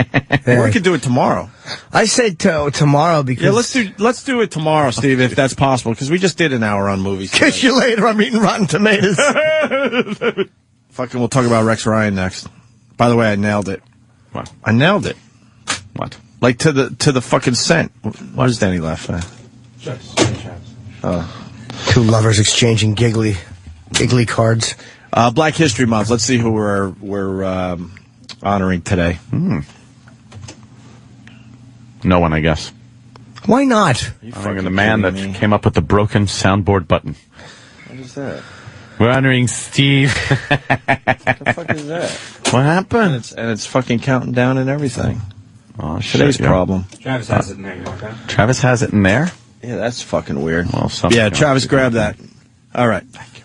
To celebrate Black History Month, the Opie and Anthony Show is paying tribute to those legendary African Americans without whom this country would not be the melting pot it is today. Today we honor Pumpsie Green, the first black player to play for the Boston Red Sox, the last team to integrate, a full 12 years after Jackie Robinson broke the color barrier in baseball. Go Sox!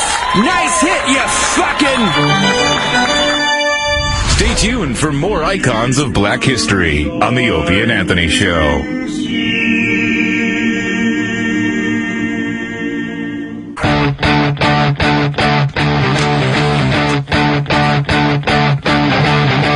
Ooh, back just in time. Dun, dun, dun. I like this song. Who is this? Wolf Mother. That's good.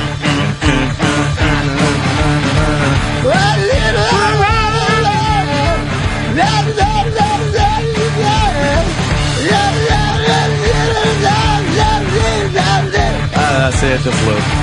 It's a great song. Great album. I know, I like it. Fucking love the Wolf Mother going old school. Why don't we play the song? Why don't we loop? These loops are silly. We can go back to little vocals if you want. We can start doing that. Why not? Bam, bam, bam, bam, bam, bam, bam. Frank Tarkenton is 70 today. Oh my God! Just looking at the birthdays. Are you kidding me? All right, that's sometimes they're worth talking about, and other times whatever. But Frank Tarkenton's 70. Didn't he do a bit once on SNL that was like really kind of legendary and funny? Wow, I don't know. Many years ago. Many years ago. You totally got me on that one. Let me see. Somebody will pop it up instantly because our listeners, though fat and stupid, seem to know a lot. That was Joe Montana. No, I don't think it was. It was Fran Tarkenton. What was the bit? So shut up, Smithtown Chris. What was the bit, though, Ann? I don't remember, but it was... with Richard Pryor, racial words? No. No, it was very funny. I can't remember, though. Oh, well. 70 years old now, that is one of those moments where you're like, oh my God, because I remember him playing. You know? You remember him fucking playing, and he's 70. I know. Shit. I don't remember him. I remember Starbuck. How about Morgan Fairchild? Remember she was a little... Morgan Fairchild. Little sex pot. What show was she on? Falcon's Crest? Falcon's Crest? She's 60. Was that it? She's the big 6-0. And she's on the dumb Old Navy commercials, right? 60? Or used to be. She has always had a kind of a weird look to her, kind of a rat face. You ever find her hot? Yeah, for 10 minutes. Really? Yeah. Good looking woman, but I don't know. Yeah. I think sexually stimulating to you? Never. You know who I liked who was like big at the same time? There's always that blonde brunette thing. The dark-haired woman that was on with Buck Gil Rogers. I knew you were going to say that. Yeah. What the fuck is her name? Yeah. Yeah, she was all right. I think I saw her at the Comic-Con. Yeah.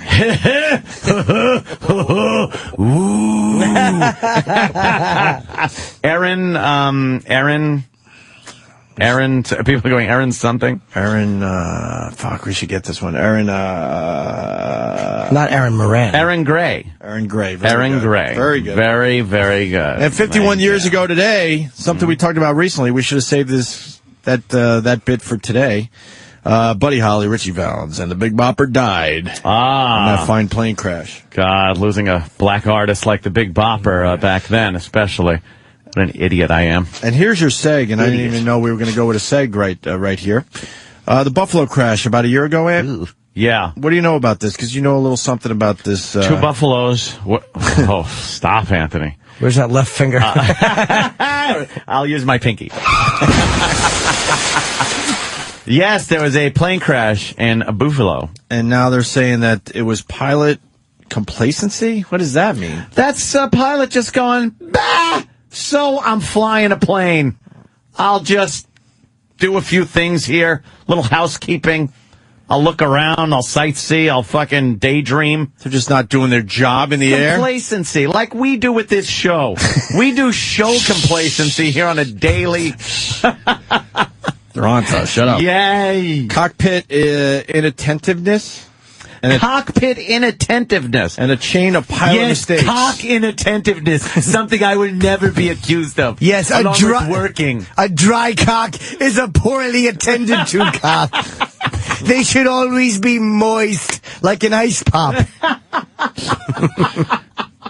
It just never ends. Yeah, never.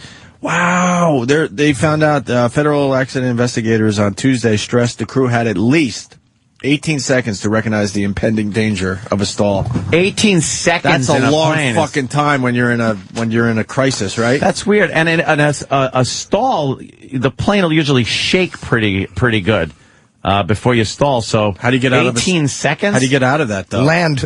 You actually give it power nose down. A lot of rookies like to pull up. Because, you don't want to go down when something bad's happened. But you're stalling because you need some air over your wings. If you don't got air over your wings, your plane don't fly. So you got to nose down. That's dumb. And everything's there. And, yeah, I know. But you got to go fast. You got to go fast. But it's still nose down, get your airspeed up, and then level out. And go, why the fuck were we below our stall speed? I would hate to stall. But it's not an engine stall. A lot of people think it's the engine, but it's a wing stall. A wing stall and an engine stall, two different things. Well, you can't wing stall stalls wings. are the dangerous things. Yes, you can. How? Let's say your plane's stall speed is a Cessna or something, and it's in the 80 knots, something like that. Okay. And you go below that. There's not enough air going over your wings to compensate for the weight of the plane and the drag. You need thrust, lift, gravity, drag. See, it's a balancing act with planes. So you need enough thrust to pull you through the air fast enough to put the air over your wings to keep you up. When you slow down too much, or your angle of attack is too high, your wing stall. It means that you don't have enough air going over your wings, and your plane falls out of the sky. Can you get it back as you're going down, though? Oh, yeah. A lot of people do. It's actually part of training. You have to stall your plane when you're training to become a pilot. You go out over the water. Here in New York, it's the South Practice area, just south of Republic Airport, and you pull back on the throttle, cut your power, go up, and you feel it. You feel the plane start like shaking pretty pretty violently, and then you got to nose down, give it some power, and pull out of it. It's unbelievable. It's scary. The other thing that has come out of the investigation, the Anthony crew, Munson. Yes. They blasted the crew for engaging in almost a steady stream of extraneous conversation during much of the flight. And these guys do get a little complacent. Wow. And that's what they're finding out. That crash shouldn't have happened, obviously. He probably just didn't want to look bad in front of her and panic. But what an ass to pull up. I got a nice big here we go. thing in the mail about flight training. Yeah, about taking some flying lessons. One of the listeners who's a pilot, who's an instructor, gave me a nice package. And yes, and yeah, they got some really cool planes now that aren't just sitting there in some Cessna 150 with the little fucking dial gauges, the flying Volkswagen. You gonna do it or what? I really think I am. I think you I'm really gonna, should. I think I'm going to give it a try. It's good because you're not fucking committing suicide quickly enough with guns and alcohol. That's good. Not doing 10,000 feet in the air. It's a healthy hobby for Anthony. Come on. Let's say hi to Steve C before he missed the moment here. That's fucking kick-ass. Steve C, what's up? Yes, guys. You should see what I can get done in 18 seconds in a stall. Nice. Yes. And speaking of birthdays, we got Gary in Oceanside. Gary? Hey, guys. I just wanted to let you know that today is your very own Lydia's from Oceanside's birthday. Is this her husband? Yes, it is. How old is the lovely Lydia? She would be 46. Cool. Oh, okay. So she's not going through a crisis. Her breasts are only 6, though, right? Oh, I know. Those big fucking Lydia tits. Holy shit. He goes, be nice. Well, I'm sorry. Sorry, sir. I calls them as I sees them, sir. She does put them on display when she comes in here, so we apologize. They're merely giant. Yes. They're heavy and lovely. Yeah, they are. Beautiful, though. Look, man, they're better than Susan Sarandon's daughter's tits. Yes, at least they're even. Yep. Yes, they are. What are you doing for the big birthday with her? Oh, we're going to do something at home. We're going on vacation next week, and that'll be her present. Oh, wow. Where are you guys going? We're coming. I finally saw one coming. Because I'm thinking to myself, Opie could not possibly give a shit where they're going on vacation. Click. Someone was on the line, Ant, with your friend Tarkenton bit. Oh, and, shit. They hung up. They couldn't wait around. Bastard. Supposedly he did a monologue about black quarterbacks. Is that familiar? Oh, that might be it. Yeah, it was really funny and kind of, well, for the time, I don't know. Now play it now and it's going to suck, and I vouched for it. Do we have it online anywhere? Farron Tarkenton said in a skit, and Garrett, let's face it, try to be objective. If you were on the offensive line, would you like to turn your back on a black guy standing behind you, especially during a night game? That's funny. Come on, it's funny shit. Now you'd never fucking get it. Does SNL address race at all? I don't know. Only if it's a black guy imitating like Obama or But they don't make black jokes? No, not something like that. Okay. And never anything like you'd see with Pryor and Chevy Chase, what they did. Yeah. Which was when SNL was cutting edge and new, and now it's just fucking might as well be the Brady Bunch Variety Hour. Better move this. Footer. Hey, good morning, boys. Pleasantries. Yes. Hey, Ant, do me a favor. You know how much I love the show.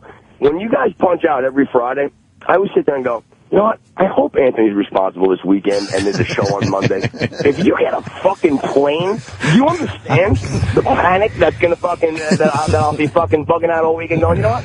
Anthony's not going to make it. He's a fucking drunk in a vehicle. I can imagine him in a I wouldn't drink flying. Look at all the famous people that fly. Corey Lytle, John Denver. John Denver, yes. Yeah. Come on. I just jumped in your bit. Like you were saying. Come on in, Jim. The water's fine. But like you were saying real people, like John Travolta, and I had a joke, but I just added to your joke. What a cunt I am. It's very responsible, and he knows how to fly already. Basically, oh yeah, I've been in a few. We've had the flight simulator games for years. I think it's a little overzealous to think that'll do it, but I've been on some of those shakedown flights with get someone that's really cool and see if you could actually do everything just from your flight simulator. Just from the simulator? Well, you think know they would do that? When they take you on the introductory flight, you do get to take the controls. Yeah, but they do anyone give you can the do that controls while you're in the air. and do a nice slow kind of a slow lumbering low bank turns and things like that. But see if you can take off, fly, and land in one shot. That would be a cool instructor. Hey, it's my first day in the plane. Gimme. I just want to see if I could do this. I think I could do this. Do a loop-de-loop. Loop-de-loop. Speaking of quarterbacks, actually football, I guess. Rex Ryan. I said the other day they would fine him I think I said $50,000, and that's the number they came up with yesterday.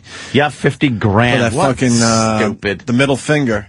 And it was the Jets organization that fined him, but I think that's like, well, I was going to say, no, because the league's going to fine him too. Are they? I think so, yeah. Why the fuck, how could they fine him? The team and the league? I think, yeah, because they said it's not over and the NFL's still looking into it. I thought they were trying to get ahead of this whole thing by fining him, but I don't think that's true anymore. So the Jets organization fines him $50,000 for throwing a finger up, and he was leaving the venue, and he wasn't on TV. It was someone catching it on their cell phone. Come on. Yeah. Yeah, so what are you supposed to do? Like, not live a life like a human being when you're out? Was he doing something where he was representing the Jets organization? He was leaving the venue. Yeah. And Dolphins fans were basically saying, you suck, your team sucks, we're going to beat you next year. So he goes, fuck you, and puts up the finger. Well, I can understand if he's at some appearance or something like that. If you're just, being you, that's normal and you're being behavior. razzed. Yeah. It wasn't like he was on live TV or any of that shit.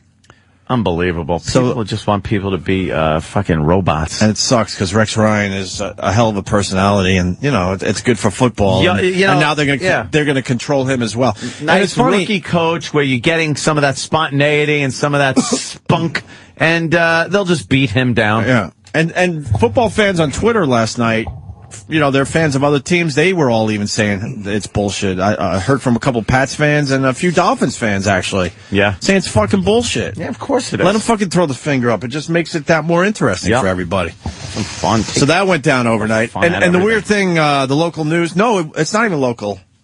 It's whatever. They're blurring out the middle finger as they do the story now. Yeah. I guess we can't see the middle finger on TV. Really?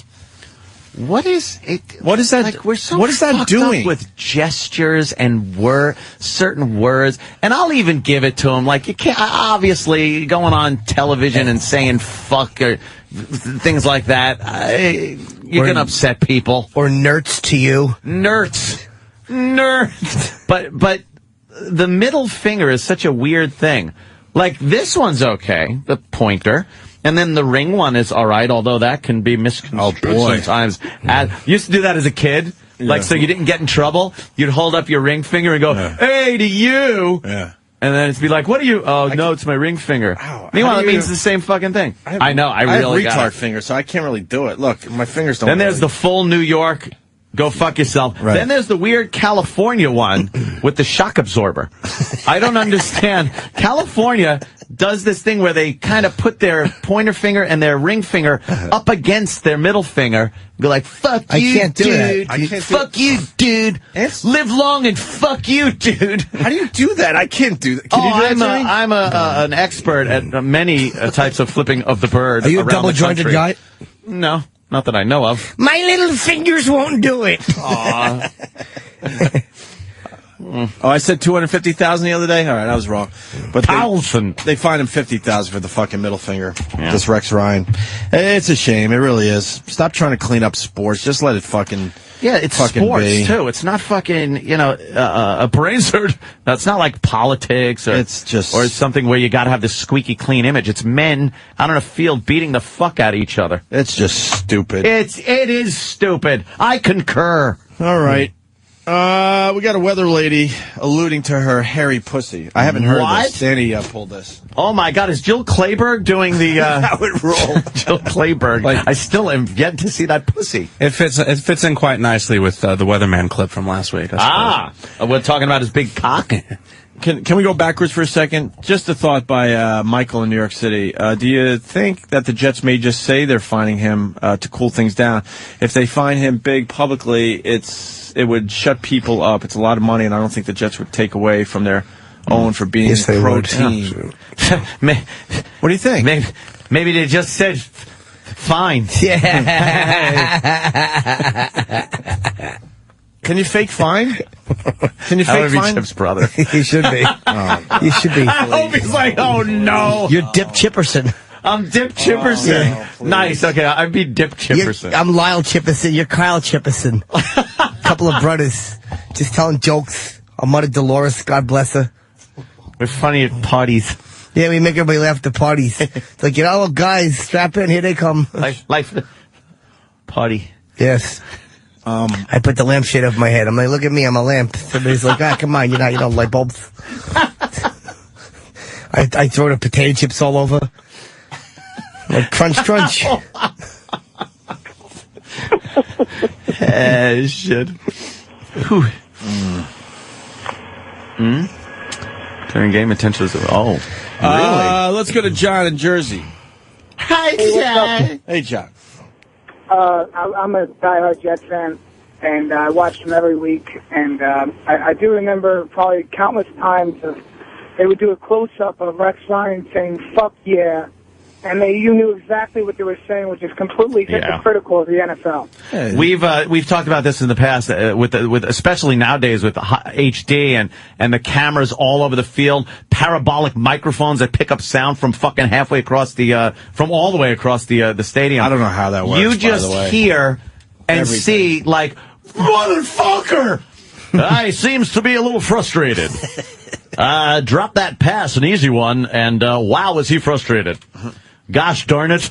You know, and he fucking flips the bird at some event somewhere, and they fine him. Get out of here. An MMA event, right? Yeah. Ultimate Fighting, basically? It's Ultimate Fighting. Jesus Christ, those guys can handle a fucking finger. I think after watching somebody bloodied with an elbow, you can fucking see somebody flip the bird. And by the way, of course, the biggest fucking wuss in sports radio, Mike Francesa, agrees with the fine. Oh, what a douchebag. Can I get that audio? I don't know if it's possible. I agree with it. It's not, there's kids watching it, the family. Shut up. If no one hears his agreement with the fine, does that mean he really agreed with it? He's kind of got ratings. Does he? A lot. Get the fuck out of here. Yes, a lot. How does that motherfucker without the Mad Dog have fucking ratings? I'll tell you why. You know what? They didn't even miss a beat, basically. Are you kidding? There's no other they dropped sports just talk. slightly. Well, Mad Dog's got to feel really good about that. You actually want to see failure when of course you you do. But it's not Mad Dog's fault. Here's what it is. There's very little local sports talk, so you're just going to go with what's on, and you can leave it on in the post office. You can leave it on in your office. It's like one of those things as a guy you could listen to. What else are you going to fucking listen to at that time? You can't. There's nothing else for a guy to listen to that's acceptable in an office at that time other than music. Why we were so big. Not even any fucking rock music. Afternoon. Shit. You're right. Afternoon. We should go back to afternoon. Sleep, fucking jocularity, alcohol. Regular radio afternoons. I'm all for. Ooh! Someone's touching their cock with a plastic knife. Why are you doing that? Because it feels good. He's just rubbing it. You are a weirdo, James. Hey, you know what I do? I go like this. What's the matter? You can't hear it?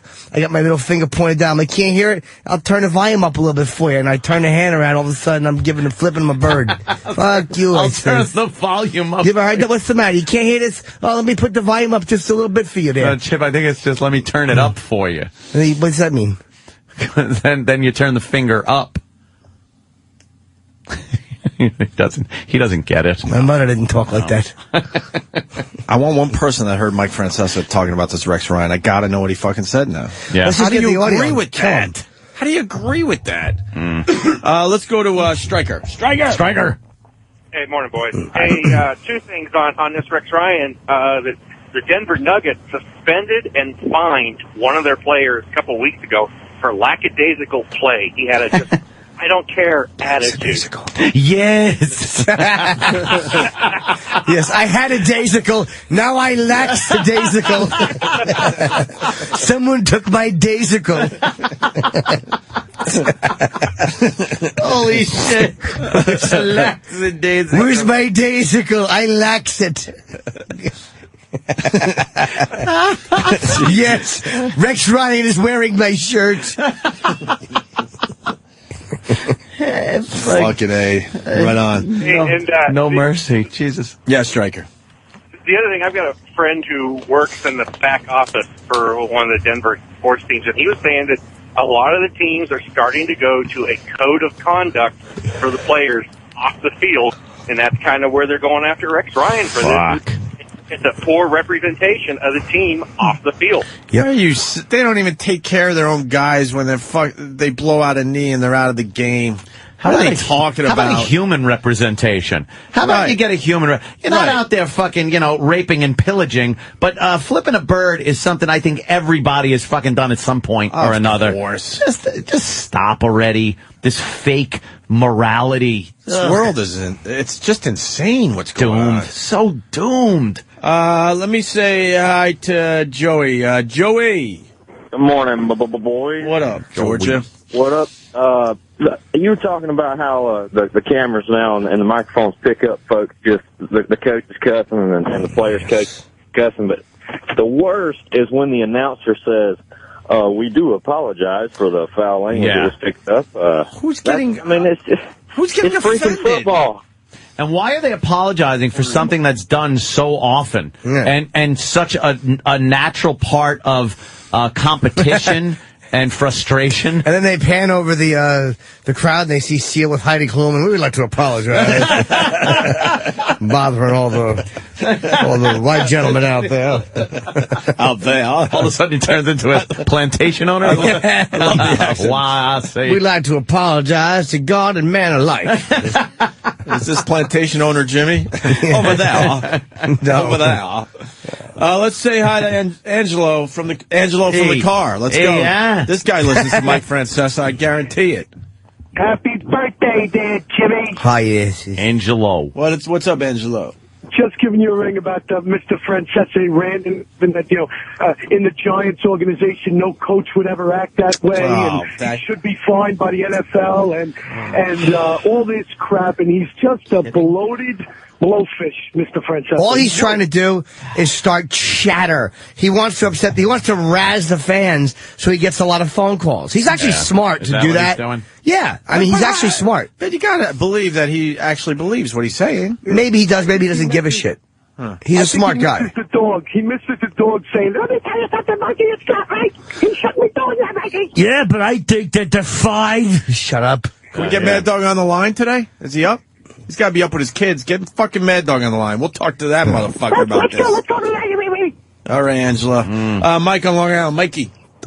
Mike. Good morning, boys. Hey, man. And there's a huge clip on YouTube of Peyton Manning losing his fucking mind on his center when he's mic'd up. You got to tell Danny to pull it up. Oh, yeah? Going wild on him, yeah. All right, cool. We got to watch that and fucking Norma Ray's acceptance speech. Oh, we didn't get that either. We never watch things we say we're going to watch. I know. We're all queers. Oh yeah, we got to get the Sally Field because I can't. You got to hear that, Jim. Sally Field. Let's see if we can find the Peyton Manning real fast. Calling her Boniva. Stop it, you pretzel stick bone bitch. Oh, I take once a month Boniva. what happened to her? Burt Reynolds probably fucking threw her to the Trans Am. And he started fucking Lonnie Anderson and kicking Sally Field all over, telling her how corny her movies were. At least she's on WKRP in Cincinnati, you whore. Kicks her in the box. Oh, we got to Sally Field last night, right? Shit. Oh, that's the Emmy. Peyton Manning. Jesus Christ. Yells. That's got to be it. Is that it? Let's take a look.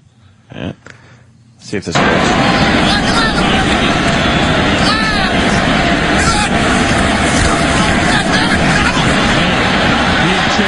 And slides down to 16. And there's another negative. He just said, God damn it, That's Donald. It? That's terrible. I guess he was mad at Donald. Yes. That's it? There's got to be another one. That ain't nothing. Yelling at his running back. That was it? That ain't losing his mind. Yeah, really, man. That's just yelling, look, there's fucking guys coming after me now because you fucked up. Yeah, he just wanted his knee blown out. By the way, I know what happened to Sally Field, why she needs Boniva. Oh, why? It was actually came out in the DVD extras. But on the set of Smokey and the Bandit, yeah, in between takes, she would climb up in the rig and allow Fred the dog to lick her vagina. What does that do to calcium levels in your bones? Fred would take all the calcium out of her. And a little known fact is she would eat Jerry Reed's ass after he'd been sitting in the rig all day. Boy, that wouldn't be tasty. That's why Burt Reynolds hated kissing her. Because she would eat Jerry Reed's hiney. After he was sitting on that fucking... What kind of cushions did the trucker sit on? Oh, God. Two guys who are very, very competitive. They know what they're doing. They support each other, and they know that they have to be on the same page for it to work. But at the same time, you got two very smart guys who will have some clashes at times. Playing the Rams on Monday night, we got down there pretty close to the end zone. Damn it! We threw the ball 3 times in a row, and incomplete, and had to kick a field goal.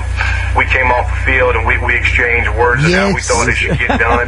And Jeff comes off and says, we need to be running the ball down there. And I just snapped. Hey, we're calling the plays, all right? We gotta run the ball. It's down there. Pass, watch. We'll run the ball. Can we run it down there? We can run it down there. Yeah, Jeff. We will. All right, we're call pass play. Block. That was totally outmatched, size, strength, you name it. No, he's going. Plays. Go sit down. Sit down. Don't quit yelling. Go sit down. No, we're cool. We don't quit yelling. We ain't telling us how. He's doing it. Come on, he's yelling it out. You don't have to go yell. I think he felt good about his workout that week, so he felt good about himself. The minute it was done, it's done for both of us. The thing I like about it is tell each other. You don't call a press conference and tell the media. I'm mic'd up, too. I'm mic'd up. You're mic'd up? Oh, yeah. Shut up. I'm mic'd up. It was better than Desperate Housewives. If Jeff's got a problem, he comes to me. If I got a problem, I go to him. And it's not always going to be this pleasant conversation. It's that healthy, conversation, I think, that kind of makes you respect him and hopefully makes him respect me even more. Regardless of what's said on the field or during a game. During a game? We get it. Overanalyzing the goddamn thing. Yeah. He sounds like we're going to turn this thing around. He kind of had the argument. Yeah, he lost his shit over there and using foul language and stuff. What the fuck? So what's... 2 football players. Are you going to fine him? He's like, I'm mic'd. Oh, shit. Could we play one of our favorites? I forgot. Was it Earl Weaver? Who was the one with the fucking tomatoes and the fucking... Earl Weaver. Was it an Earl Weaver? Coach's Corner or something? Yeah. Oh, is this Sally Field's Norma Ray? It is my honor to present the nominees for Outstanding Performance by an Actress in a Leading Role. And a part of that presentation is a short look at the career... That's Richard Driver's grandma. I thought it was Charles Grodin. It takes forever because they're going to go through every fucking... Yay! Blah, blah, blah, blah. Steenburgen. Blah, blah, blah. Heroes. What the fuck is that? Kramer versus blah, blah, blah. Sally Field. Blah, blah. And the Oscar goes to... I'm not going to tell you. He's cracking himself. Oh, Richard. And the winner is Sally Field. Listen to this douche chill moment, Jim. Feels good, though. Does she? Yeah. As her fucking leg snaps walking up the stairs. Yeah, she's just falling apart. Like fucking Lot's wife. Like frozen Terminator. Yeah, that's right. He's pressing clear stuff into her dress. He hugs her. This is not a Boniva accident. Oh, I'm going to be the one to cry tonight, I'll tell you right now. Oh. They said this couldn't be done. Norma Ray was a real gift to me. It was given to me by Laddie and Jay and Gareth, the old fox. Fox? It was given to me. It was given to me by Alex Rose and Tamara Asayev, who fought very hard to get it made. It was given to me by Irving Ravitch and Harry Frank Jr., and it truly was a gift, every single word. It was given to me by John Alonzo, who followed me around with a camera and never hoped to shine himself, just gave it all to me.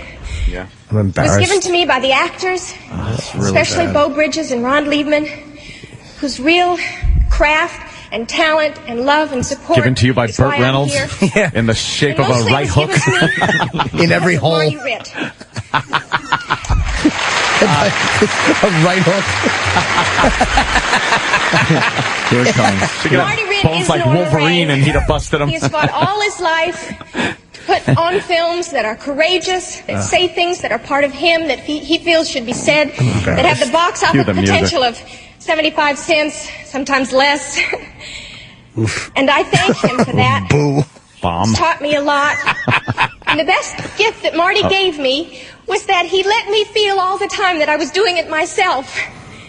And I know that I didn't. You with a flying nun. Shut up. And on a personal note, I'd like to thank my mother and my sister for holding me together and just plain old holding Poor me. Neva does it now. And my kids, Peter and Eli, for being my constant inspiration. And no matter how many awards I win, if it weren't for them, I wouldn't be worth a damn.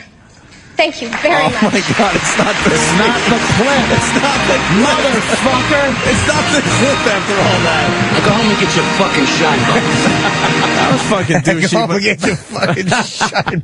Do you understand? We just, in 2010, listened to Sally Field make a 21-year-old, a 31-year-old Oscar speech for no reason. For no reason God, what whatsoever. faggots we are. And the beauty is these fuckers are paying for it out there. Oh my God, do we suck? That's not the speech. How about this, Do we have Steve? anyone that knows anything about movies that can find the dumb speech? Can someone fax Steve and tell him what we're doing right now and let him know that we need him to find this clip? Someone text Steve and tell him to listen to the show. I'm uploading. Yes. See, he showed very important work is going on. Well, we here. referenced this an hour ago. He should have just had it done. But that would take listening to the show. Yes, Oscar cams. Pretty girl is doing Oscar cams. Here's where the confusion was, because you guys thought it was for Norma Ray where she does that? Yeah. No, it was for her second Academy Award in 85. So that's why. 85. What movie in 85? I thought that was a little old for that. For her starring role in Places in the Heart. What? She played an aorta. So.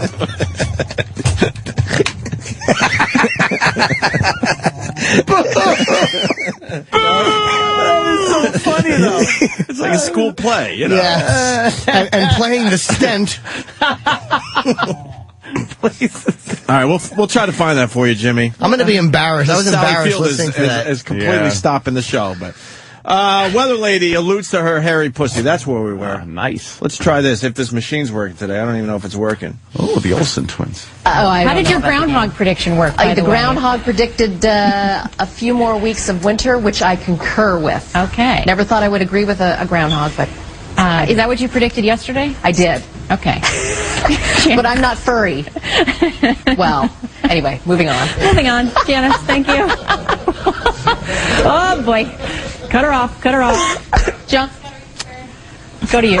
Let's move on, shall we? Wow, they all just like panic. Now they know what that means. Camera and sound guys, the engineers behind the scenes, don't give a shit. They can't lose their job no matter what. Yeah. Right. They're the ones laughing. They laugh. They will laugh at any fucking horrid sex, racial jokes. They're the ones fucking cracking up. Everyone else goes into panic mode. Enough, don't talk about it. God, she's talking about her hairy pussy. Oh shit, did I say that? She could have meant her legs, though. That's why she'll skate on that one, because she could have meant her legs. Furry. She said, I'm not furry. She meant she's not furry, like a... She's on her bush hair growing for the winter. Yeah, she should have said that, too. Ugh. Yeah. I think she said the front of my skirt looks like I have a little hedge growing under it. And that's what gave her away. All right, Jimmy, for you, because I'm embarrassed. You've never seen this, which is it amazing embarrassing? to me. They always refer to this Sally Field moment. Here it is. I'm embarrassed. All right, she's getting up, accepting her award. She has a bit of a smarter hairdo now. Yes. 2 years later. Yeah. There she goes.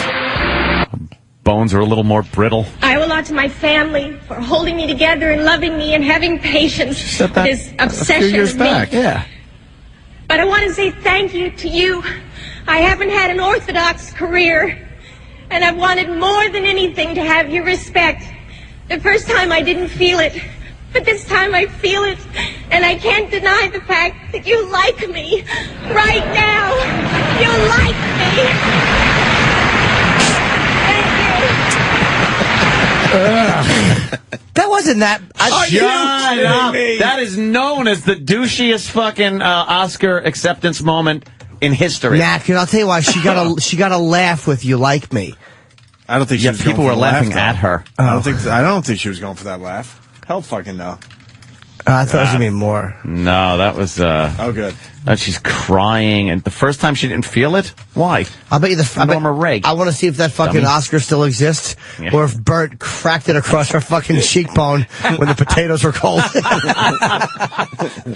Her cheekbone that broke like a Dorito. You fast forward, she's in the hospital with an Oscar in each hole, being removed by doctors, while Bert wins nothing. Bert flipped his wig. Well, his wig is askew, he's in cuffs, and they're trying to wipe shit off one Oscar and blood and placenta off the other Oscar. Well, at least we know which one went where. I would have thought Norma Ray took the pussy, but apparently Bert felt differently. And he's got his wig. His wig has got fucking jelly beans in it on the coffee table. Fucking awful wig. They call me the bandit. It's stupid hairdo. Exactly, that fucking plastic head. Fucking wig had staples in it. Oh my God, that's right. Clobbering her with her Oscar. Beating her with things he never won. He actually called Ryan O'Neal and said, "What are you, pussy? Hit that kid." Oh, fuck. After the break, Paul Mooney joins the program. Also, Joe Biden trying to describe avatars is a terrific listen. If you haven't heard it yet. Very good. Oh, Jesus. And we've been holding back on this, and we'll do it right after the break, I promise, if you remind me. Yay. Steve's favorite things. Just a few. But first, we're going to go to Manager's Corner because we kind of referenced it. A little old school here. Check this Earl out. Weaver. Earl Weaver? It's great. Opie and Anthony. Now, the Manager's Corner, with the thoughts and opinions of the American League's winningest manager, the Orioles' Earl Weaver. Today's show is sponsored by Baltimore's Six Best, your area Oldsmobile dealers, Anderson Olds, Schaefer and Strominger Olds, Lee Oldsmobile, Metro Olds, City Olds, and Stuberger Olds. And now, to the Manager's Corner with Earl Weaver. Well, Bill Whitehouse, Earl, that certainly is an answer. From Frederick, Maryland, wants to know why you and the Orioles don't go out and get some more team speed. Team speed, for Christ's sake. You get fucking goddamn little fleas on the fucking bases, getting picked off, trying to steal, getting thrown out, taking runs away from you. You get them big cocksuckers that can hit the fucking ball out of the ballpark and you can't make any goddamn mistake. Well, certainly this show is going to go down in history, Earl.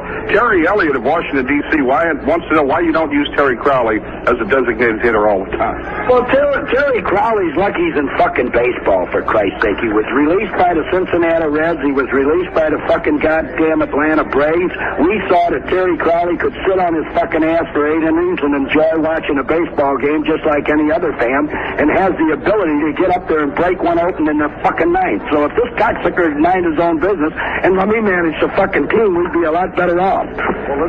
Well, certainly you've made your opinions known on the fans' questions about baseball, Earl, but let's get to something else.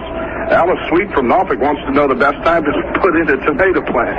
Alice Sweet ought to be worried about where the fuck her next lady's coming from, rather than where her next goddamn tomato plant's coming from. If she'd get her ass out of the fucking bars at night and go hustling around the goddamn street, she might get a prick stuck in her once in a while. I don't understand where these questions are coming from, Tom. That's about it from Manager's Corner. Go fuck yourself, and the fuck with your show coming up next on the Baltimore Oriole Baseball fucking Network.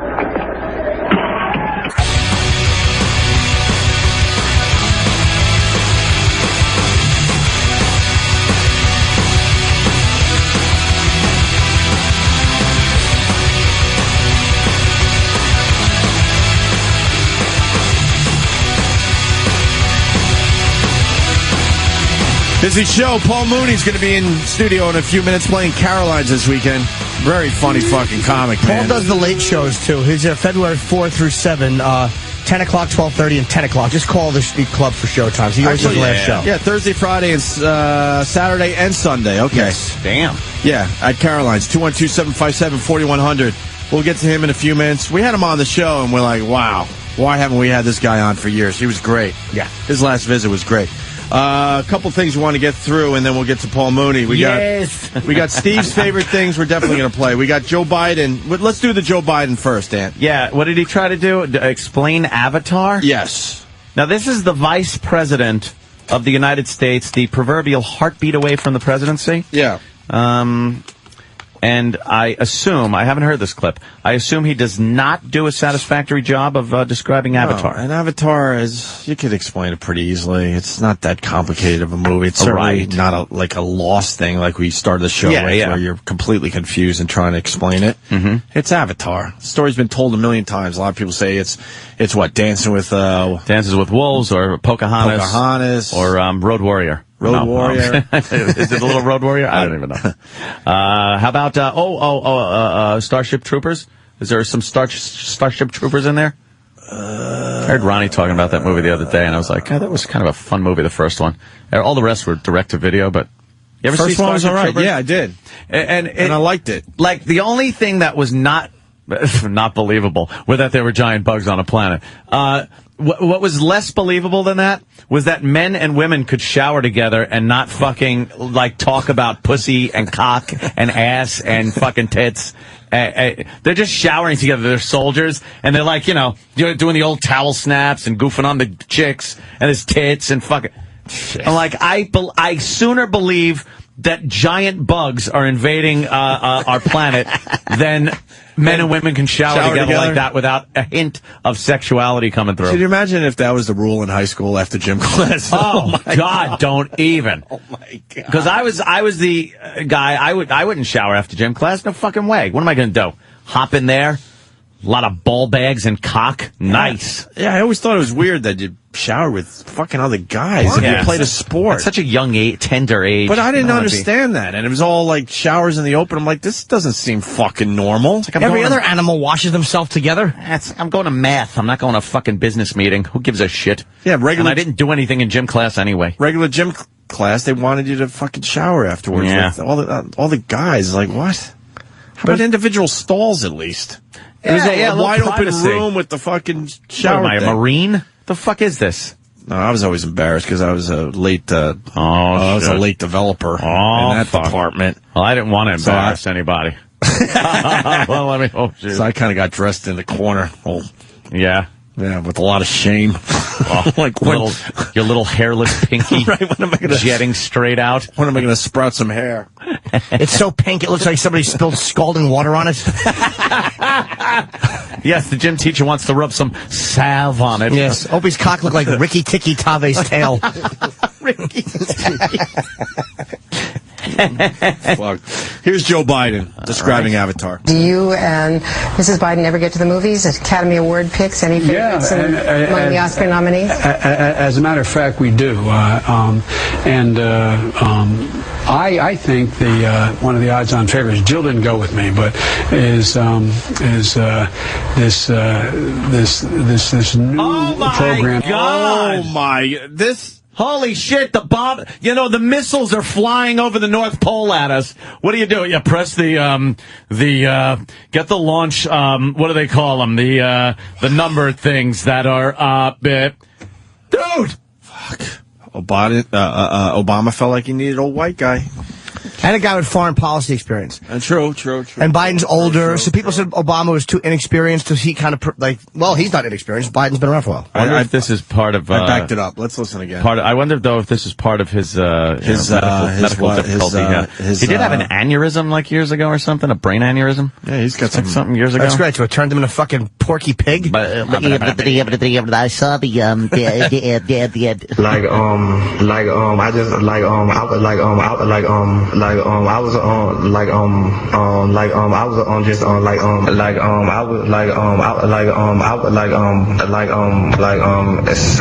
You use your tongue prettier than a $20 whore. Okay, faggot, what's next? I think the one of the odds-on favorites. Jill didn't go with me, but is this new program that I looked at it, wished I was seeing it in 3D, and you sit there and you watch this science fiction thing unfold in front of you. I think Avatar. The magic of it is kind of overwhelming. So what's the name? There are some other real good ones out there, but I predict Avatar will win. All right, we'll hold you to that. Why? And they have to act like it's normal. He why can't you totally say didn't know Avatar? the name. And it's not a program. He It's a forgot the movie. name of the program. I want a vice president who doesn't know the name of that fucking movie without looking for it. You know what? Good. I don't want a vice president that just knows Avatar and what it was about. I want a guy that's like, what the fuck was that? Yeah, but why doesn't he go like, that movie? What the hell was the name of that movie? It's not that he doesn't know the name of the movie because he's busy, Jimmy. He doesn't know because he's a fucking... He's the vice president. He's not busy. What's he doing? He goes to What's he funerals. And none of the leaders have died lately. So he's had a lot of free time. The president's home. And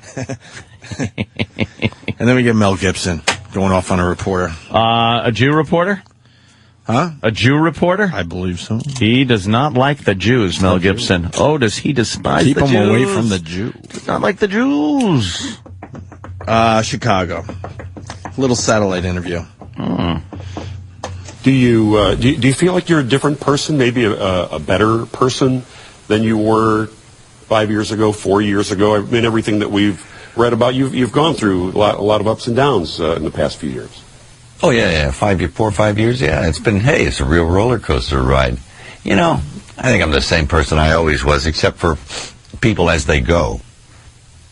Time teaches, and, you learn as you go, so, hey. Do you think that the public will perceive you any differently after all that's been in the news about you? What are you referring to specifically? Referring to the the drinking problems, referring to what's been called the anti-Semitic rant, referring all those things. You know what I'm talking about.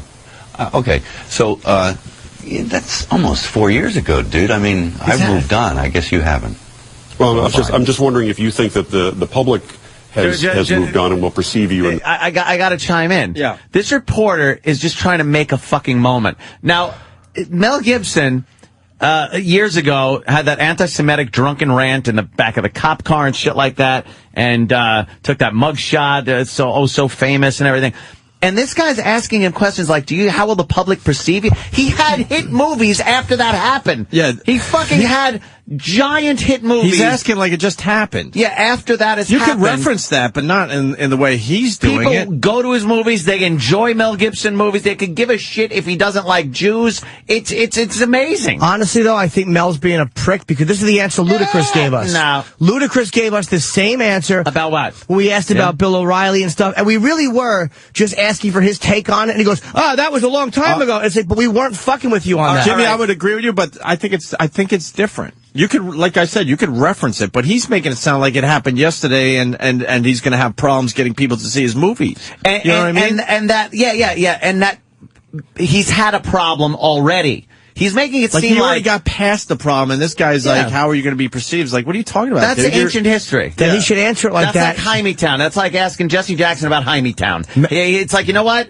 He got past that. Mel should say, he should have answered and go, well, look, it was 4 years ago.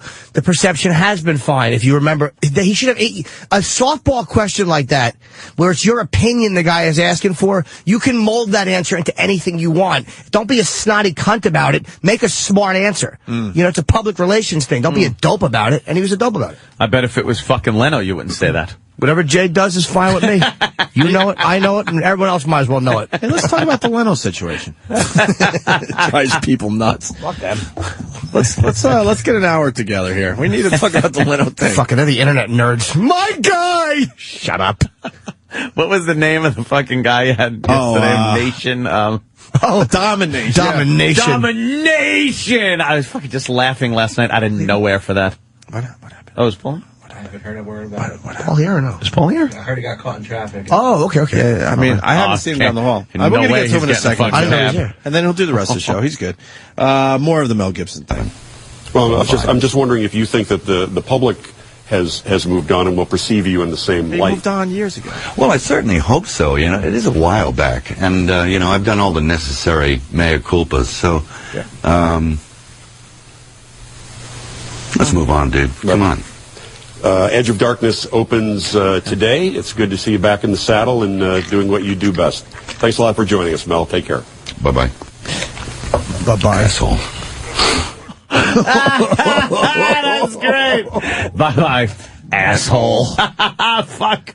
Good. There you go. You got your moment, asshole. Asshole. I love Mel, but I'm still on the side of the reporter with this one. Mel answered like a prick.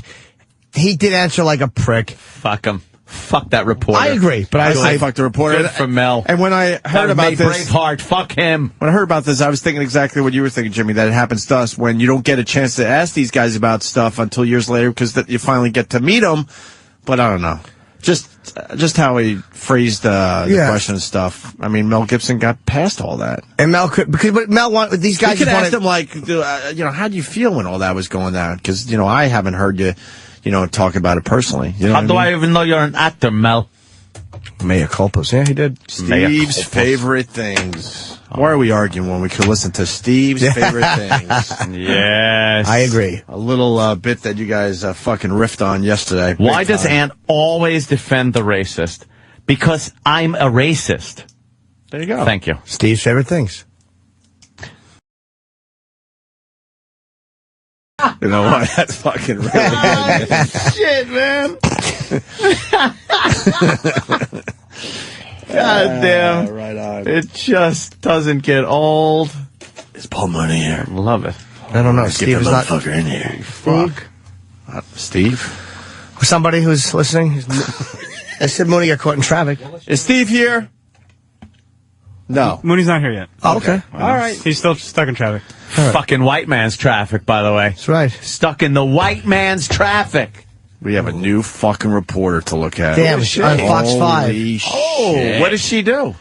She reports. Well, unfortunately, she's an LA reporter that's doing something locally for New York. That sucks when they do that. All right. She's fucking pretty, man. She does Fox 11 in LA. I want to kiss Suzanne Marquise? Can we Google image this broad? Yeah. Yeah. Oh, I thought she was local, Aunt. Yeah, she's all right. Yeah, well, I was going to fucking... You know how I troll the news? I was going to fucking set you up, my friend. Oh, you know how I do? I troll the fucking news for the girls. I wouldn't mind her dropping a couple of fingers in my butthole. Oh. Just drop them in. Drop. Gaping. Yeah. Like, here's how it is. You put your face in the bed, and you open your asshole, and they don't do any pressure. She just drops a couple fingers in. Wow, Google Image fucking just blew up this chick's spot. She sucks on Google Image. Does she? Yeah, she looks way better on TV right now. ¿Por qué? What do you think, Danny? Yeah, she's definitely She's looking better fucking on the screen right way now. better. Is she ugly in person? No, she's fine. She's all right, kiss? but She's kind of all right. she finally got rid of those huge, thick eyebrows. She's not That's bad. the same girl? Not too bad. Yeah. Nice long face. They pretty. You look at half now, look at half when you wake up from your nap. Yeah, she's all right. Yeah, she's cute. Did you guys hear about the, I read about this over the weekend. We got the audio. A teacher locks his classroom door and gets two of his fourth grade students to fight. Ooh. Yeah. Did you read this story or hear about it? A fight. Oh, two kids. People actually used to yell that out. Yes, they would. I did too, and my parents were arguing. Just to annoy them. I don't know what the teacher was thinking. I think it's awesome, but yeah, I don't think you can allow this to happen. No. And back in the old days, and then the away with shit like that. What I know about the story, then the dumb teacher tells all the students, "All right, let's keep it under your hat. Yeah, keep it under your hat." Really? Good luck. Fourth graders aren't going to be talking about this. They were fourth graders. fourth graders, and there was blood involved and fucking bruising. And nice. Here's the news story. Prosecutors say there was a virtual smackdown in the middle of a fourth grade classroom at PS 65 in Ozone Park. 29-year-old teacher Joseph Galata is accused of encouraging two students to fight. As a parent, I'm very disturbed because I really trust the school, and my kids have learned a lot here. Prosecutors say the two fourth grade boys were arguing in Joseph Galata's classroom when the teacher allegedly told the 10-year-old boy to take it out on the 9-year-old, and the wrestling match began. Prosecutors say Galata told a girl in the class to lock the door and had the rest of the students back up while the boys fought. 43-year-old health paraprofessional Abraham Fox was also in the room, but allegedly did nothing to stop the brawl. One boy suffered a bloody lip, the other bruises to his head. Prosecutors say Galata told the boys to lie to the school nurse about what happened. Their fake excuse? One of the kids dropped a pencil, and the other kid ended up being butted in the head as the kid got up. Abraham Fox has been suspended without pay, and Galata has been reassigned to a rubber room in Queens. Oh, the rubber room again. We learned about the rubber room with that other story. With the That's where I go teachers. for lunch. Anthony, I go to you.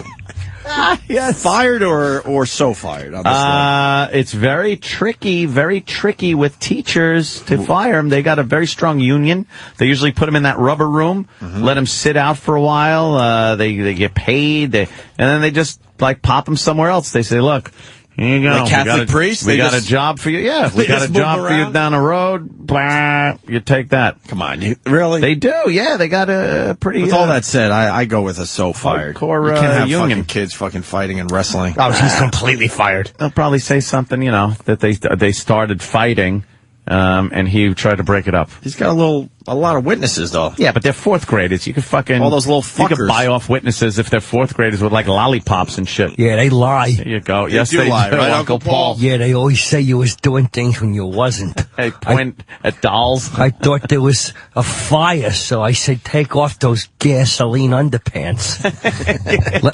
let me put the fire out by blowing it. Oh, I see. Yeah, spit on it. That was a good day at school, though, when a fight went down. Whether it was in the schoolyard or in the classroom, in the hallways. Wasn't good for me. Yeah, you were in one of those. My arm.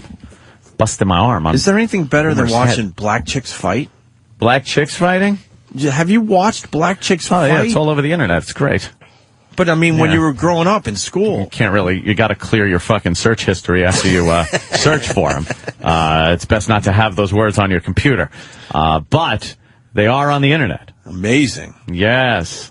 Amazing. We got a guy, Brendan in Oklahoma. Brendan.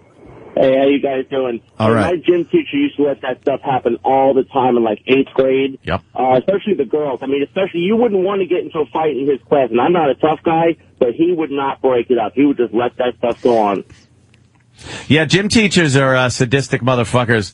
We used to have this guy, gym teacher, and if he caught you smoking, he would give you a choice to go down to the principal's office or get one punch in the arm from him. Fuck. And he was a fucking giant guy asshole. who blew out his knee, and he was actually playing for the Denver Broncos, and he blew out his knee, and he became a gym teacher. Now, this bitter motherfucker is just wailing kids, and he would, like, full punch. You ever take a punch? Fuck that. He never caught me smoking. No Well, you know way, what it is? no a lot how. of them were ex-sports stars that, or wannabes, and they could never make it. Oh, yeah. They didn't make it, and then they put him in charge of fucking kids. Yeah. We all have that bitter fucking gym teacher that played on the minor league fucking team for the Dodgers or something. Nasty. I have such vivid memories of fucking just prick gym teachers over the years. I was never the athlete. I don't think I really have to tell you that. But boy, did they just not have any understanding of a child's mindset and psychology and like you would think a gym teacher would need some type of child psychology behind them to become a gym teacher, especially back when I was in school. They didn't give a shit. This guy, I used to go to school and my hair was just a fucking disaster. It was during that phase where it started turning into an afro from straight hair, and I had no idea what to do with it. And I would just kind of come in and like I was a wreck. Right. And why were you a wreck? How old were you? Well, I was always a nervous wreck, and then my hair was all fucked up, and my clothes But you weren't were a wreck mismatched because my mother was too, like, she was working. But you weren't a wreck because you were smoking pot or drinking. No, this is before that. That's what I'm saying. I was a kid. I need a reference. So you were just a young kid trying to figure it all out. Just a kid trying to figure it all out, and his clothes that Broken didn't home, fit right. sort of. Plaid pants with striped shirt. Yeah, and we all had that. Just looking like an asshole. And this big, like, wrestling gym teacher. He was the guy that didn't make it in wrestling. Then there's a guy that didn't make it in football and baseball. But he was this, like, fire plug guy. And he used to stand with his... like he was taking a shit all the time in that crouched position. And he crouches down, and he started, like, getting on my shit. Like going, look at your clothes. And then he smacked my head, and he goes, and I remember him saying this, he goes, look at the way you groom yourself, man. Ew. Like he's bitching at me. Go fuck yourself. And I was like, the gym teacher. Did you put a hit out on him? No, what are you kidding? I know you can't. What was I doing? You did though, right? I was a little fucking asshole. I cried. I cried. Yeah, an uncle took care of the situation, right? Nah, right, not back then. Right? Not back then. I wish. I wish. What a I just fucking asshole, cried. though. Look at the way you groom yourself, man. I remember him saying it like it was yesterday. I could remember his voice, everything. It's fucked up what, like, stands out in your head when you're a kid. Hope it taught you to groom yourself. Poor little Anthony. No, I still was a fucking disaster. Fucking hair like Medusa. Horrible. Medusa. What is he doing now? I don't know. He's probably dead. I hope he went off to Nam and got shot. Jesus. Fuck him. His fucking guys fragged him, I hope. His own guys? He was one of those guys? Asshole. Yeah, like Niedermeyer. Oh, that's good. Now we're going to get all the gym teacher stories. Floyd in Rhode Island. What's up, Floyd? Hey, Jimmy. Hey, Floyd. Hey, I used to go to junior high school back in the day, and my gym teacher had a little peep window. It was about, like, I don't know, 12 by 12 inches. And he used to make us all take a shower. It didn't matter what you smelled like or how hard you worked, and we had a shower with the retarded. Oh. And they had, like, more developed schlongs than us, us kids. Oh, they're monstrous. A retard penis is just giant. Huge, hairy cucumbers. But very suckable. They really are, but they smell because the pubes are always smelly. Oh, really? Yeah. I mean, you know that? Yeah, they smell like peanut butter and other things those dumbbells put in there. Jelly. I don't know. I didn't get the whole you have to fucking shower thing at school. That, you shower before school maybe, and actually the night before, right? You were a night before guy, shower? I'm not school? Yeah, I'm not taking my clothes off at school. I'm sorry. Yeah, that's just... I'm not taking I'm not getting nude at school. Unless I'm fucking some girl in school.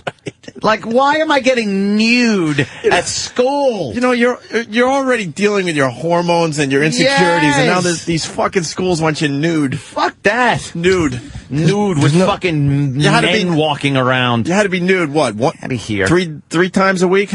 Was gym every day? I don't remember anymore. Like every day for a while. So every day you had to be nude for a little while in school. I'm just going to get nude in school here in front of everybody. Right, thanks. Thanks. You might not be aware, but I don't really have a dick yet. This is embarrassing for me. I didn't have a big dick in school. Changed yet. But it's like, You would just show off your little peenie? I didn't show it off, but I would shower. I didn't care. Would you? Yeah, you didn't care, though. It's like it was almost like there was a reason for it. You weren't insecure like modest. Sure I was. I was very modest. I was a very insecure kid. Anthony was modest about that fucking fat elephant trunk. He thought he was deformed. They would call him radiation dick. He was so big. Big thigh cock. Like that chick that's going to be on Tyra today? With her fat legs. We talked about dumb shoes. We talked about the fat leg broad. She weighs 215 pounds. 15 pounds below the waist. Her pussy must stink. Wow. Below the waist, she weighs 215 pounds, and above the waist, she looks like she would maybe weigh 100. Her shoes are giant. She has 16-inch feet. I miss you great at the airport when she sits down and makes the guy shine her shoes for $1. Guys, they're all He's got to get the electric buffer. Her fucking dumb homemade shoes. Her fucking shoes suck. Oh, my God, look at them. When you want to... Oh, that's nothing. She's way bigger than that now. If you just put your hand up and got rid of the huge fucking legs, you would think the girl weighs 110 pounds tops. What happened to her? How does she shit? Fuck really? What happened? The bowl just cracks when she sits on it. what everyone thinks. Could that happen to me? That's what would have happened if King Kong fucked the blonde. You would have got like half a fucking normal chick and half a giant ape lady. What's their name so these fuckers could take a look at the picture? Big leg bitch. Just yeah, Google right, it. yeah, you just put giant legs in. Giant legs, and you'll see what we're talking about. It's in our paper today because I guess we better get the audio. It's going to be on Tyra. I'm sure Tyra will somehow make it about herself. Yes. And say, yeah, I went through a stage where my thighs were a little fat. Cigars and Scotch says she looks like she's riding in an elevator going up too fast. That's pretty good. Like a cartoon. I laughed, Cigars and Scotch. Nice. Her legs are fucking awful. Let's go to Brian in St. Louis. Brian. Oh, the Pope likes a good high school fight, a toodly-doo. Yeah, have we played the Pope song in a while? Maybe we could throw that in for the peeps if we haven't played in a while. What's up, Brian? Hey, I just want to tell you guys about a fight when I was in high school. I'm walking through the hallway, and these two chicks are getting in a fight, and the one yanks the other one's fucking top down, and her tit falls out, and the chick grabs it and bites it, and she's going, that bitch is biting my titty, and hitting her in the face. It was the greatest fight I've ever seen. I'm telling you, they're the best fights ever. Girl fights. Girl fights in general. So all you got to do is rip their tops off, and it becomes so hot. Yeah. Free tits and fighting. I'm punching out. All right, man. Damn, man. Pulling and scratching. Yeah. Finger popping. Penny. Hi, Penny. Yeah. Penny. Dear Penny. Yeah, this is Penny. Hello, Penny. I missed you, Penny. Penny. I'll never leave you again, Penny. It's my Penny. I'm a faithful listener, and I just want to tell you about coaches. When my husband was in high school, the coaches made them get naked to go swimming in the swim class, but nobody else had to. The girls, when they took swim class, could wear their bathing suits. Wait. Supposedly the threads would wreck the filter. So the boys, I think there was a little funny going on with the coach there. You think? Yeah, he made the boys swim nude. But these fucking school districts will hire these weirdos and just go, all right, yeah, take care of the kids in gym class. Do whatever you want. Yeah, that's a pedophile's fucking dream. Damn. Smell of chlorine. He makes a rule that all the kids got to be naked. Sure. That's great. That guy didn't miss one day of fucking work in 28 fucking years. way. He is in. Who the fuck would call out sick? If you were, you gotta make it into a girl's scenario, which unfortunately never really happened. Yeah. Because the male gym teacher didn't really watch over the girls, unfortunately. But can you imagine you had that gig and told all the girls that they had to swim nude every day? The gym teachers went through that fucking little door in the accordion door. You know that little door that was in the accordion door, and took a trip and talked to the female gym teacher, just looked at young girl ass. Well, they said they were looking at all the apparatuses to make sure they were all tight. Oh yeah, of course. Nothing wrong would happen. Got to go through the presidential physical fitness test. We want to make sure the chin-up bar is secure. Get break. That's wonderful. Let's go to Dave in California. Dave. Good evening. Big shoot, bitch. Hi, Dave. Let me see Feats McGillicuddy. Love to see a TSA person watch that go through the X-ray machine at the airport. Belong. How many speeding tickets you think she has? Fucking lead foot. Hey, a little heavy on the foot. Was I speeding? You were doing 1,100 miles an hour. Big blocky shoes. That's fucking.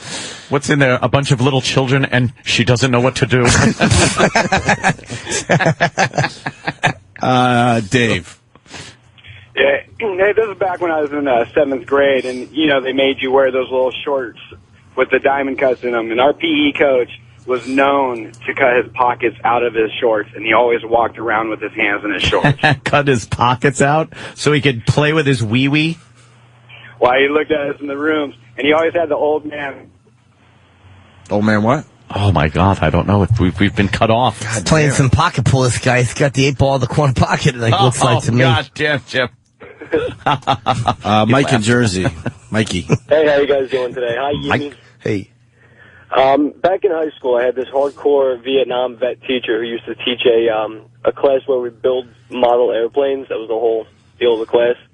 And he used to lock the door during class, and he would let us smoke cigarettes as long as we didn't tell that he was smoking cigarettes.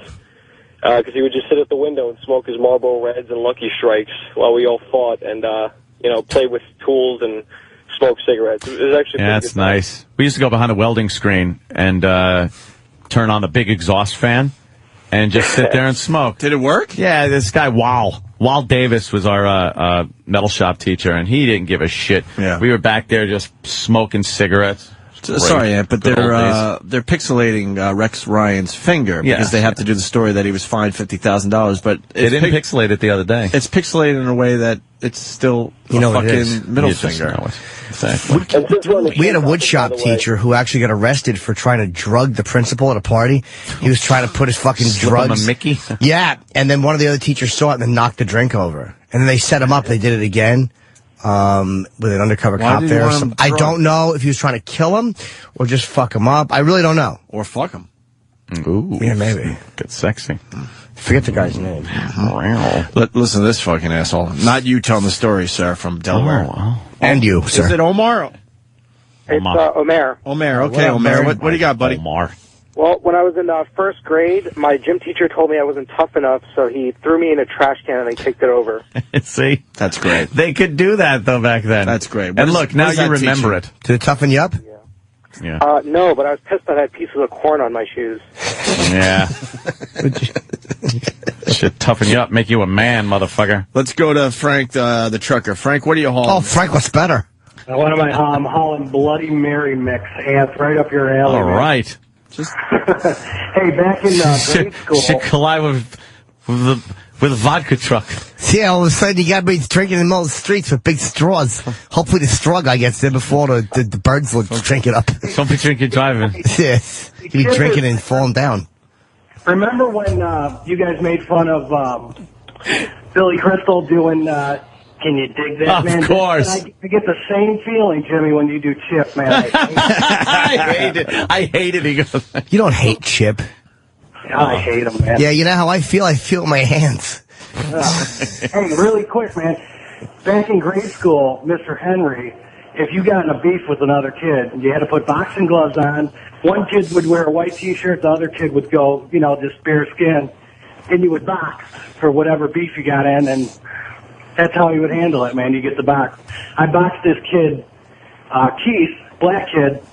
The next day, he doesn't show up to school. I'm like, oh, no, what happened, And his mom died that night. Oh, and you threw him a beating. I felt like shit, man. But why, you didn't beat her, too, did you? Yeah, right. What'd you do? You didn't pick her up by her dead shirt collar and fucking throw right-hand leads at her. No, that was it, man. That's all I got for you guys. All right, sir. Let's go to Bob in Chicago. Bob. Hey there, Bab. Bab from Chicago.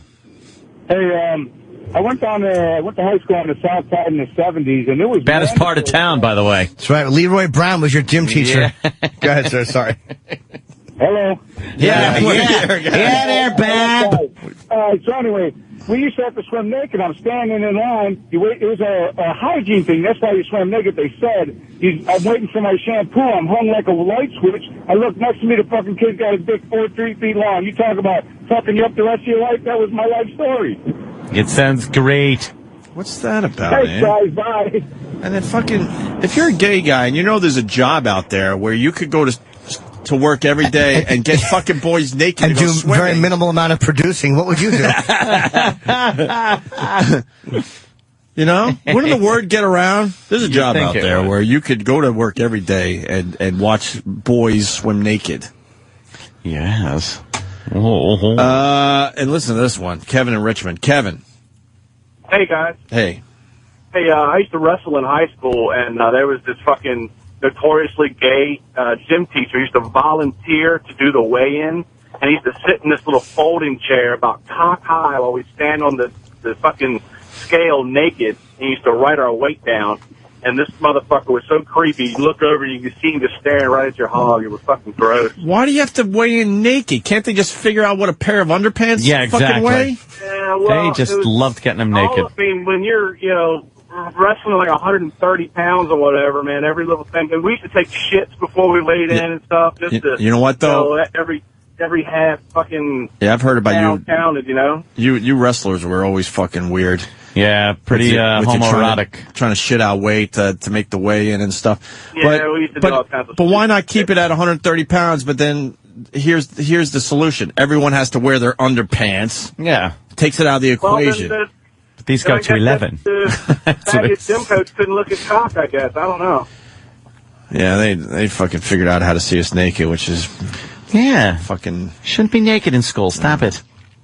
Stop it. Let's go to Dr. Nick on Long Island. Dr. Nick. Thanks for Elvis. Guys? Hey, listen, when I was in high school, before I became a doctor, I had a wrestle, and I wrestled my whole life, and everyone heard about when you get to high school, that the wrestling coach gets a little weird. And this guy was built he was 5'4", he did the Olympics and stuff, he was built like a brick shit house, man. He would wrestle you all day, throw you around, and then be like, all right, guys, time to shower. This guy would shower with us. And it was like... wow. So uncomfortable. I'd be standing there in ninth grade. I'm like Opie. I didn't mature yet until 11th. I'm there in ninth grade, and this fucking guy's like, "Soak up, fellas. I don't want to see any ringworm on you guys." Totally scarred for life. Ringworm. How the fuck did they get away with this? I don't know. I don't know. None of this is happening now. They don't if shower it is, with it's a kids. big fucking headline. Thank you, sir. Let's go to, you want a few more of these? Is this going all right? Yeah, who doesn't have a heart on? All right, George in Chicago. We go back to Chicago. Hey there, George. Hey, guys, how you doing? Hey, listen, I had a drafting teacher in high school who was also the swim coach, and one day during class, he had a kid get something out of his briefcase, and the kid finds this notebook of all these homoerotic pictures of him screwing all the kids on the swim team. No lie. And he was an artist. Totally fired, too. Totally got fired for it. He did, well, Jesus. And you can make out which kid was in the drawing? Make out, kid? What? Hello? Uncle Paul. Hello. This 3G network is fucking garbage. Oh, shit. Oh, here we go. You having some iPhone problems? Oh, I think it's the commercial. How Verizon was great. Some iPhone problems? John in Jersey. John? Hey, what's up, guys? Hi, John. Oh, I'll take you down. What's up, John? I used to play gym class with this teacher, and he used to have the team wear no shirts, and it would be skins versus shirts, or skins and pennies. And it would be all like the fat kids that were like shirtless. I hated shirts and skins. It was like the pressure if I was going to be on the skins team was too much for me to take. I'd have anxiety attacks, because I didn't want to take my shirt off. Because I was because I had little Sam's body. Yeah, me and you were the same person in school, and I'm thinking. I was like... I didn't want to do I was that. Like, please, I don't want to be skins today. Danny just typed, Travis the Big Homo suggests we do the show Shirts and Skins. Nice. Yes. All right, listen. This is what we're going to have to do. These are great stories. A lot more coming in. Maybe we'll do it tomorrow. We got Paul Mooney walking down the hall, and we got to take leaks. So a quick break, and we're going to get Paul Mooney in here. Stay there. Well, fuck. Let's get this done, man. In studio, Paul Mooney playing Caroline's Thursday, Friday, Saturday, and Sunday. All late shows. Paul Mooney just fucking rocks when he goes to Caroline's. 212-757-4100 for your tickets. And then he was just starting to explain his Showtime thing that's happening tomorrow night at 11 o'clock. Know Your History Part 2. It's the end of the world. And he was telling us that he taped this at a nudie bar. Yeah. Exclusive one in Dallas. What's it called? Because there was a good one I used to go into when I was down there doing it. That used to go. Why are you laughing? Yeah, guys go to strip clubs. Well, this one was packed. I mean, it's in Dallas. It was great, and the white folks came up on horses. I just loved it. It was great. Is it with the animal heads on the wall? Mm-hmm. That's the one. We've been there. They have fucking steak and lobster. Yes.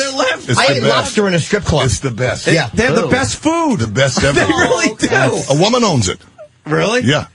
I mean, it gets like high marks for their fucking steak. The Lodge. It's called The Lodge. You got it. Yes. Yeah. Me and Jimmy sat there and ate steak. I ruined a pair of silk boxers in that place. The women are beautiful. Yes, they're fantastic. We know the place well, though. The women are great, and the food is great, that's too. too funny. So you did a stand-up special? You don't know about it. No, I haven't been there. How sad. That scares you? Yeah. I'm not. Well, I'm not one for eating in strip clubs like that. When the food is as good as the Lodge, man, you'll eat. But that's kind of. Is it separate from the Or do you just sit there and look up at him and as you're eating your food? And, The women are all shaved. There's no hair falling in your food. She actually drops the steak out of her vag. Yeah, I know. I just can't imagine eating while you're, And be quiet. I'm playing to my black clients over there. They're loving us. Eating. Do you fly on airplanes? Yes, I do. Huh? Yes. Well, then how do you stand it on? Did you eat on the airplane? Oh, certainly, yeah. With those stewardess? Well, they're not naked. But please, those witches, those old stewardess? Oh, I know. Believe me, I wish we were back in the good old But I days mean, of the have you sexy seen them? stews. Huh? Yeah. Oh, well, come on. Yeah, they're changing their tampons in midair. I mean, serving you the food. they're like 150. They're 150 years old. Right. But the naked girls dancing near your food to me is a little off. What are you going to get? I don't know. Besides maybe a little chlamydia. Yeah, I'll have the chlamydia. And the, that's pretty good though, Paul. Come on, that's not bad. Look, we don't have a Showtime special. So if you see nudity, you just want a cup of tea? No, probably a beer. Just hang around, watch. food. If you're in a strip club, food. Maybe some chips or pretzels or something. And I'm telling Nothing like I'm not going to be sitting there with a steak knife going, oh, this is marvelous dining experience. We had and looking at some girl bending over and seeing, We had big leather chairs. Remember, Jimmy? That's the only place I would ever eat food. Normally, I would agree with Anthony. I don't mix addictions. I make you can mix sex and drugs or sex and alcohol, but you cannot mix sex and food. You can mix food and alcohol, but you can't mix sex and food. Remember when we went down to Dallas? They also have something called legs and eggs or eggs and legs. Right. Oh, come on. Yes. For real. Yes. When the bars closed, how did this work? Legs and eggs. Heather Mills serves you eggs. When the bars closed, they had a little loophole where they could, if they served food, the girls could get naked. I don't know how. Someone from Dallas helped us out. It was called Legs and Eggs, and everyone knew about it. It was like if you want to still party when the bars closed, you went to the strip club. I don't think they were allowed to serve alcohol anymore, but the girls were allowed to dance, and they were serving nothing from omelets. Texas surprises me, by the way. Oh, yeah. There's not anything going on in Texas that would surprise me. Did you find it distracting, though? Like, I would always find like weird performing, because I did a strip club years ago. It was very hard because the attention was so focused on the naked girls and then me and then the girls. Was it difficult to do that? No. I worked for Playboy for 5 years. I was used to it. Yeah. Well, not for you, but what about the audience? Would they be as responsive, or would they just, would you say, have to go, hey, I'm over here. Hey, yo. No, the audience, they know what's going on. Yeah. I mean, it's like, it's you either have a control of the audience or you don't. True. Yeah, hear you. All right, so you could be murdering people on stage. You either have control or you don't have control. Something tells me Paul usually has control of the audience. But without, it's amazing to watch, though. I've seen Paul down at Caroline. It really is just him on a stool, controlling the room with a little beverage in his hand. It really is a fucking great thing to watch. It's a great show. There's no fucking hamming it up. Yeah. No running around bullshit. It's just sitting there. And if somebody is stupid enough to pipe up, they are shamed into silence. Really? Yeah. But it always kills me when I watch performers and elephants run up and, and something, an airplane flies by. I mean, they have all these things that they have to get on stage so they can be funny. Yeah. I mean, they have to bring, they set up flares and, it gets to be real crazy. I feel like a little beverage. I feel like pontificate. I feel like I'm at the Apollo or something, man. Why is that? We got the women in the... Oh, because you're getting like... Oh, yeah, they're... Oh, yeah. That's right. I love it. They've commented about everything we said so far.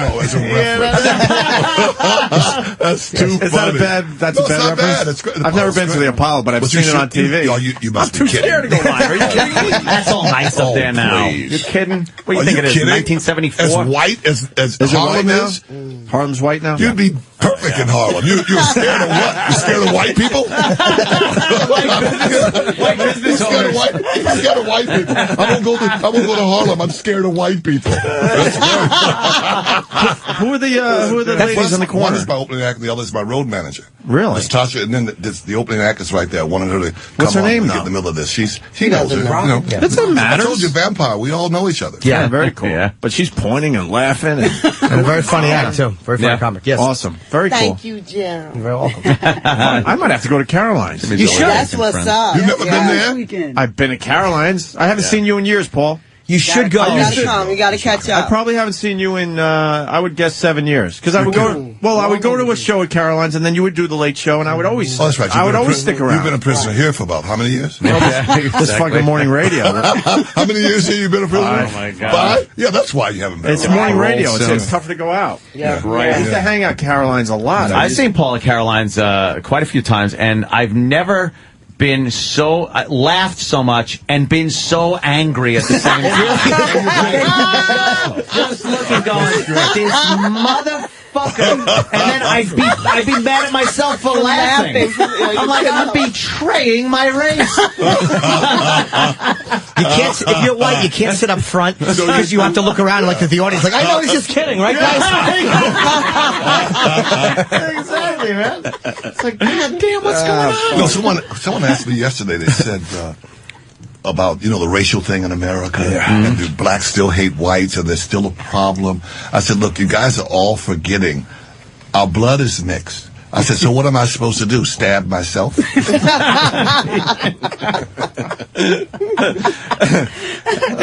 we're going to get to the bottom of this legs and eggs thing. Chris in Dallas. Are you trying to find out? Yeah, I want to find out. You got headphones? Oh, no. You don't have to put them on if you just have them near your ear so you could listen. Yeah, in. Why wouldn't the guest have headphones? Well, maybe he doesn't want to put them on. Some guests don't want to mess up their... That's your No, I think it's just an incompetent crew. We just don't have headphones. That's your crew. Let's just say it's an incompetent crew. Yes. Chris in Dallas. Good evening. Hi, Chris. Hello. Basically what it does, bars shut down at 2 a.m. Okay. And what they do, after 2 a.m., they can go BYOB, and they have to serve a food to be able to stay open. So what they do, a lot of these clubs, especially in and around like where the lodge is, or, like Vinnie Paul's Club and everything like that, they'll stay open past 2 a.m. and be able to get through that loophole by serving breakfast, basically having a breakfast buffet served, out there, so they can stay open until 6 a.m. and then be able to shut down. But it becomes BYOB, and they have to serve a food after 2 a.m. So it gives them an extra 4 hours to be open. Oh, yeah. And one of the trips to Dallas, my brother purposely gave one of the strippers strep throat. Purpose? How do you do that? He had strep throat. He said, "What the hell? I'm going to give her strep throat." By what? Making out with her or something? Yeah, he made out with her. Oh, okay. Well, she probably gave him a lot worse. Yeah. She's got a better story. Yeah, I gave her strep throat. My dick's falling off. She's got a scratchy throat. Yeah, she takes a Ludens. He's got to have something blazing off his cock. He said, he gave me strep throat. He's dying. He gave me strep throat. I gave him 8 months. You do know that I offered that up for that reason, by the way. Nice. That's too funny. That fucking writes itself, but it's a true story.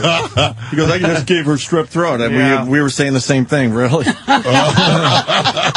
Strippers get such a bad friggin' rep, don't they? Yeah. The lodge is good though, man. I remember that place very well. I They love are that place. fucking sexy girls, man. Yeah. Yeah, and they're a little looser down. There's a lot of massage places and jerk joints in Dallas. It really isn't the Bible Belt, but yeah, every place there's like a jerk joint. There really is a lot of them in Dallas. It's great. A lot of Steve Carlisi's. But is that the cleanest city on the planet? It's immaculate. Listen, Really? I looked for dirt. Being here from New York, no, I said, this is all crap. I looked. 2 things I couldn't find: dirty streets or homeless. They hide their homeless there. Yeah. Oh no, you better about it. You better in Dallas. You better not be homeless. They hide them? Yeah, some cities hide the homeless. They'll feed you to the pigs. Wow. You had better not come around with that homeless crap. Yeah, not here, you ain't. Some of these cities don't hide the homeless, though. And if you're out there begging, it had to be for a lot of money. You can't go out there and say, "Can I have a quarter?" It's Dallas. Said, "Can you give me $50?" It's Dallas. You gotta get it in there one shot. Oh yeah. I mean, is that? It's an immaculate city, right? Off the streets, literally. What are some of the cities that Except don't... one spot in Dealey Plaza. Did you find it? Did you find it? You found it. Yeah. What's that, jerky? I kept thinking that they were hot. I said, no, let's go over here. No, I kept thinking, I said, where is their freaking garbage? You got to give it up to Bush. He keeps it clean. Yeah, I guess so, huh? Yeah, he certainly does. Other cities, they don't hide the homeless, though. What? San Francisco. San They come up and Francisco's touch you. San Francisco's very aggressive. brutal. Yeah. homeless just Really? laying Yeah. outside the fine Oh, yeah, restaurants that yeah. you're trying to walk into and eat. Yeah, more the You have to more step liberal over the them. city, I think the more they don't want to kick the homeless out and stuff like that. I don't think Dallas is a very liberal. Well, city, they go to the Bay Area in droves. They come from all over the world. Yeah, yeah. They know they can come there and hook up real easy, and then that's a big drug area. Yeah, like Seattle is also Seattle. It's a big drug place area. like that, yeah. Yeah, like Seattle, Starbucks. Yeah, we know. Yeah, you get. Really? Is there shit Well, going they put down? something in that. Come on. Oh, yeah? They put something in Come there. on. Conspiracy. No, listen, it opens at 6 and they're there at 5 a.m. Latte, hot, pate, satay, wate. You don't need coffee that bad, right? Oh, yeah. Paul? $2,000 a cup. No problem. No problem. He's right. Why don't you just buy a milkshake and put coffee in it? But Jimmy's about to say he's right. He is right, because like I'm at an airport and I fucking see a Caribou coffee. I want to burn it. I want a Starbucks. There's something in Starbucks And the that makes line, me crave when it. there is a Starbucks, the line is amazing.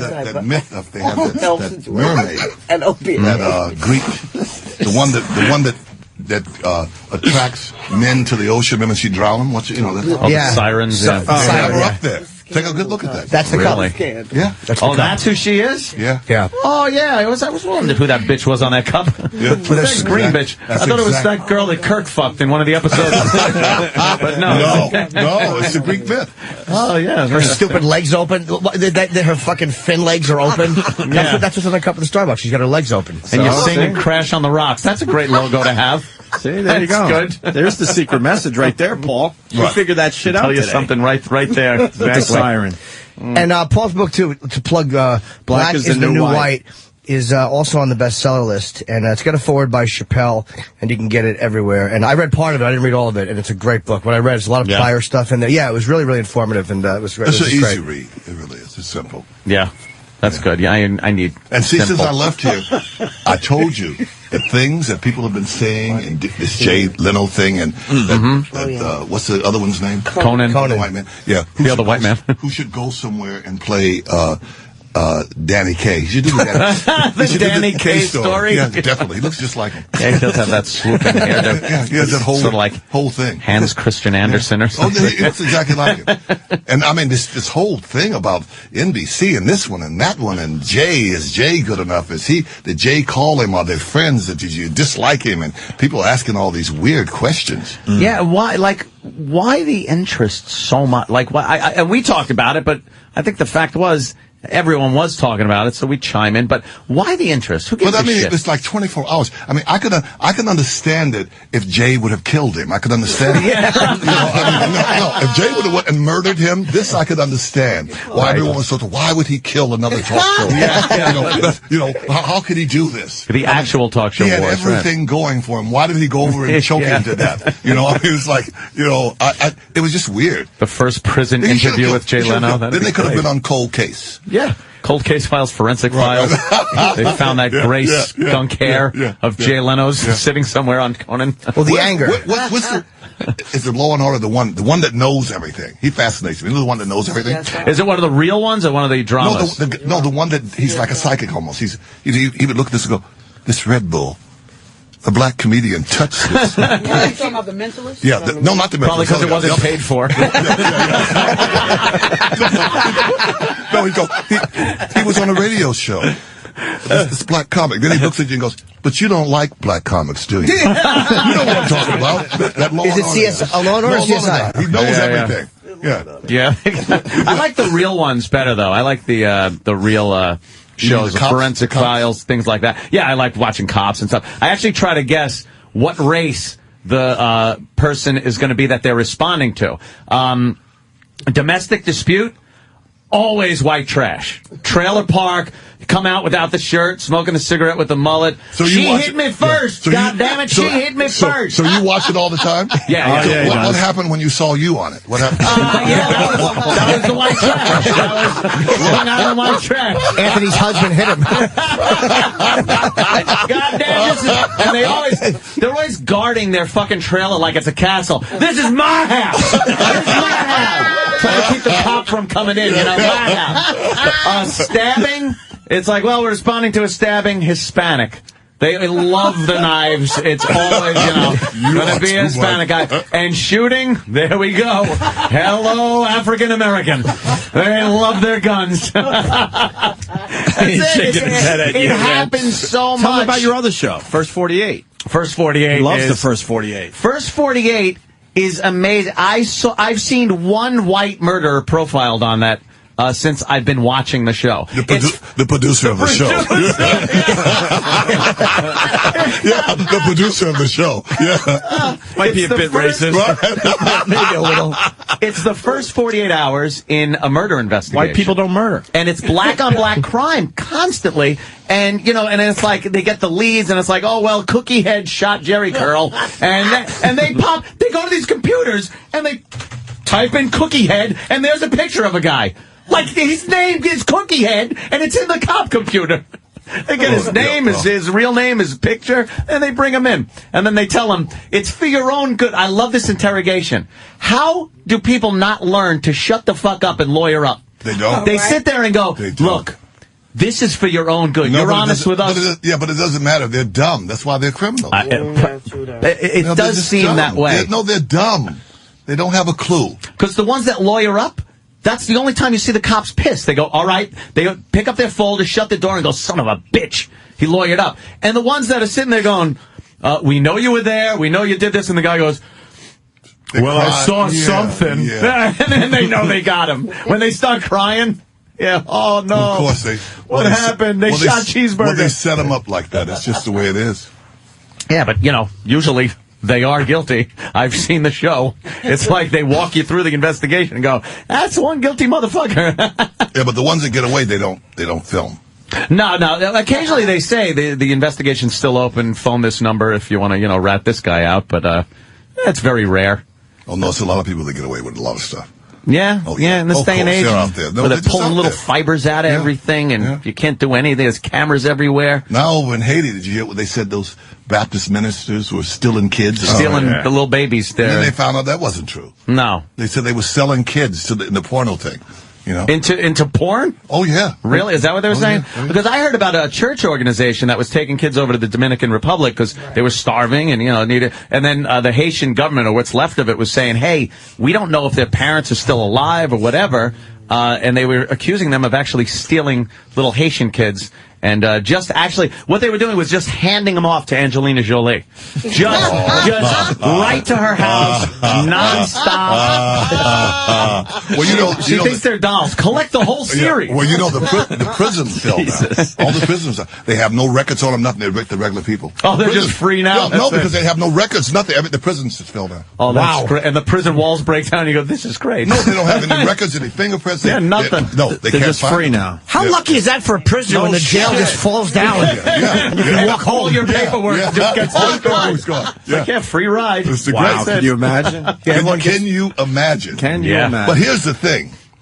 Like they say, I know in California they were supposed to remember 40,000 prisoners out early because the prisons are overcrowded. Yeah. And the Supreme Court stopped it. But they had to let 6,000 out. And they let them out. Now, these are 6,000 people who are out there who will not be able to find jobs. Okay? There are no jobs for them. So they got to do what they used to do in the crooked stuff to survive. Okay? Now you have people who are citizens who don't have jobs who are thinking about being prisoners. Committed a crime. So just wait till the two of them meet. Oh, yeah. We got problems. I think they have a lot to teach each other. Yeah, I'm saying. I'm really looking at knocking over a gas station. Yes. Could you help me out here? Our economy it's really bad. That yeah. Well, it's not a joke. Yeah. Do you think it's getting better? Do you think that as Obama said, I think him and his administration have been saying that the brunt of the recession is over and recovery is, Yeah, he'll get it when he gets evicted from that White House. Holy shit! Did you see 2012? The sheriff just nailed a fucking yellow note on his door instead of being voted out. Holy shit! Fucking desk is on the front lawn. He's like, what the fuck? Evicted the That's the sheriff. first time I've heard that one. You leave. I've heard them all. That's a good one. Oh my They lost God. their house. Yeah, they don't. my God. They don't like Obama as much, Paul. What's going on? What? People in general don't like Obama as much. Please, it's all Well, his fake. popularity. It's all fake. You're It's with all me. fake. It's all bullshit, fake. right? It's all fake. It's all fucking Yeah. bullshit. Doesn't matter what color's in there. Listen, it's the people. They know how to work us. They know how to get us upset. It's a game. It's a chess game. They play with our brains and at one. I forgot he was black. His speech. Oh, yeah. I right. forgot he was Harry black. Reid. No. It was Chris Matthews. Yeah. Chris Matthews said, okay. for an hour, I forgot he was black. But it works both ways. Chris Matthews, I forgot he was white for 15 minutes. Until he opened his mouth. How could you forget he was white? He was groveling. That fucking asshole he is. So, Paul, you saw through that whole Obama thing. What? When everyone was like, rah, rah, Obama. You weren't one of those guys? What do you mean, rah, rah? What are Like you When talking full of everyone hope was and like everything full of and- hope and like, oh my God, this is going to change America. Oh, America's not going to change. But you weren't one of those guys, He right? is- You weren't no, crying he- alongside Listen, Oprah, right? No, he is Obama's a diplomat. Because someone asked, is he black? Is he white? He's a diplomat. He's a diplomat. Watch him. I'm with you, man. He is a diplomat. I call it the D word. Oh, really? Yeah. I don't want to upset Yeah, but it's not. anybody. Listen to me. You're dealing with politicians. Always remember that. Mm-hmm. You know, you're dealing with they're shady. They all play games, and they, the Republican, the Democrats. There's no such thing. And they obviously they use in the news. No, no. To get their agenda across. No, you're not that. You're being told what to do and when to do it. But by the news, a lot of times you'll see a politician get on the news and tell you what he wants you to know. I mean, a lot of people aren't going to search out what these people are saying. Or do you think people are going to read Obama's budget that just came out? Do people think people are actually going to thumb through all of those pages? No. And meanwhile, it's full of, like, a lot of stuff that I think would interest people. A lot of taxes, a lot of fun things like that. But no one's going to read it. They write it purposefully boring and long just so people won't get into it. Won't read it. Yeah. And then it's like, here it is. Here's a stack of pages. It's like an encyclopedia, and we need you to vote on it by noon. Could I maybe breeze over this? Yeah? Every 4 years, we should have a revolution. Like a real, like... No, we should chop heads off. Real live... No, we should chop heads off. Really? Yeah, we stop all blood in the streets. We stop all the bullshit then. We should chop heads off. I bet that would last once, and then I bet that would last for one time. You get a taste of that, you're going to want it all the time. I think we better shape up. I think we better actually represent the people. I see what you're saying, Yeah. Oh, no. That 4 years is getting close. We should have this a revolution of people. But you know what? Americans they're weird. They're just weird. They have to really be knocked in the head 2 or 3 times. We're willing to just accept being abused and just suck it up as far as the government goes. The taxes are ridiculous at this point. When you consider you are a 50% partner, at least with the government, why? For what? And then that money that is taxed, you take it home with you, and you think it's yours? Now you buy gas, there's more tax. You buy something at the store, more tax. How do they tax taxed money? I never understood that. And how did they get away with someone writing that and saying, this is in the best interest of the people, and I'm representing my constituency, and they would want this? What? No fucking way. Well, it's the same thing with the police. We pay their salary, but they don't act like it. Well, we do give them a little latitude to, but we pay their... No, there's no way around it. We pay their salary. Yeah, we do. But then we do give them a certain latitude to keep us safe, which in turn means keeping other people not as safe, locking people but up. I mean, when someone's paying your salary, you're not that rude to them. Are they supposed to be courteous? You mean like all right, you get a traffic stop? They actually get their money from us, literally. Literally, where else do they get the money from? They do, literally. I understand that, but don't you think it's a tactic? I don't think you really understand. I don't think he does either, to be very honest with you. Because you sound like a cop. I'm just saying. Not really. There's a certain tactic. A police officer has to establish dominance when he's making a shooting you in your stop, back. When he's shooting you in the back. Yeah. Or putting a baton in your hiney. He has to dominate you. There are some extremes that are completely unjust. But a police officer has to establish dominance over a situation because he's dealing with it every day. He's dealing with situations that can be very dangerous every day. So they've been trained to conduct themselves in a certain way to establish dominance, to control a situation. It doesn't mean they're not all the time not being courteous to you. Sometimes a hi, how are you doing is fine, but what's he supposed to do, buy you lunch? No, and I'm not supposed to buy him lunch, but it's respect. I think there's to get respect, you have to give respect. I think there's generally respect there as far as that. Sometimes the guy's in a prick mood. I understand that, but I think if you're compliant, you do what he says, I don't think you'll have any trouble. If you do what the policeman says? Yeah, like... Yeah. Bend over. No, it's not. Let's say you're speeding. You get pulled over. You do what he says. You give him your license, registration. You don't give him any back talk. Okay, wait. But if you've had a driver's test, right? Oh, yeah. So where is it in the driver's test when it said, do you live in the area? What does this have to do with the red light?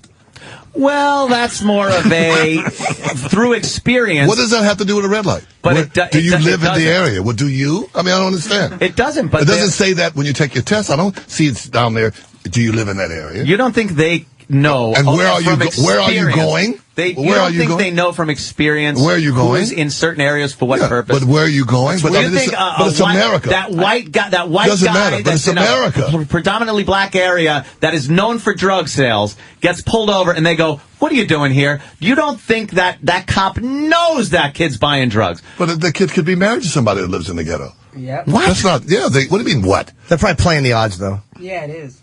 What are you doing? You know. What are you doing? I mean, it's America. What are you doing in this area? What are you doing?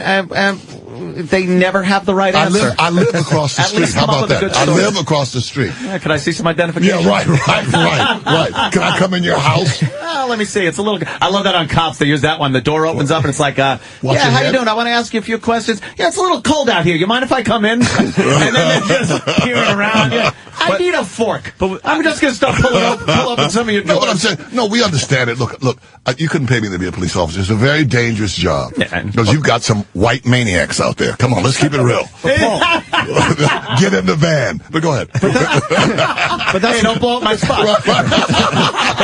But that's weird because we've never been asked where we're going. Do you live in the area? I've never heard that. I just know. Have you ever heard that? I swear to God, never. I've had cops ask me, do you live in this area? And I say no, and he goes, well, you should look around. It's a lovely place to spend. I'm in real estate. I'm in part-time real estate. Can I sell you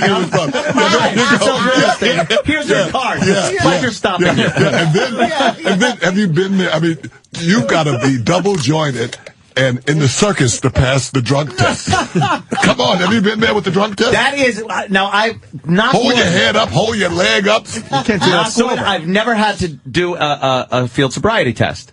Thank God.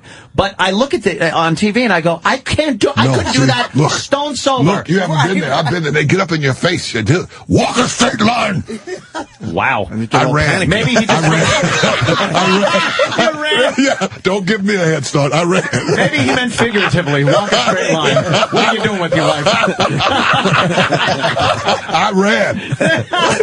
He's still standing there. Well, I guess he wasn't drunk. Shit. Right on, man. But you're killing me with the police. You are too much with the police. They keep us safe. And I know. Look. They patrol my area. I can sleep at night because they're out there. Pull a few bad apples. Don't have to spoil the whole bunch. I'll do that. And we got a couple cops calling right now. Brian in New York. We're talking to Paul Mooney. What's up, Brian? He's out front waiting. Paul, what time you coming down? What's up, Brian? Paul, why are you generalizing so much about cops? Huh? Why are you generalizing when you talk about the cops? What do you mean generalize? Are you a policeman? Yes, I am, sir. Oh, excuse me, sir. I'm not generalizing. My grandfather was a police officer. Oh. Hello? That tripped them up. That tripped him up. That really They don't know how to react to You that. don't react to that. Go ahead. Brian's gone. All right, we got one more cop that wants in. Let's say hi to Nick in Virginia. Nick? Hey, how you doing? Oh, you've been pulled over. I'm sorry. Okay, what's up, Nick? You got it completely wrong. Totally. Oops. No, it was a couple days ago. I got pulled over. It was 74 to 55. And Ed was saying that if you're nice to the cop, then you'd be nice to them, they'll give you a ticket. That's bullshit. It was a black cop. He pulled me over. He was a complete fucking asshole. It was at night. I had my lights on. I was very nice to him. It was bullshit. He fucking gave me a ticket and fucking got an attitude the whole time, and I was nice. Who's this guy? Who's this guy? Nick. Nick, the reason he did that because he was a black Anglo-Saxon. Is that? Never quite heard Yes. that. He was a wasp.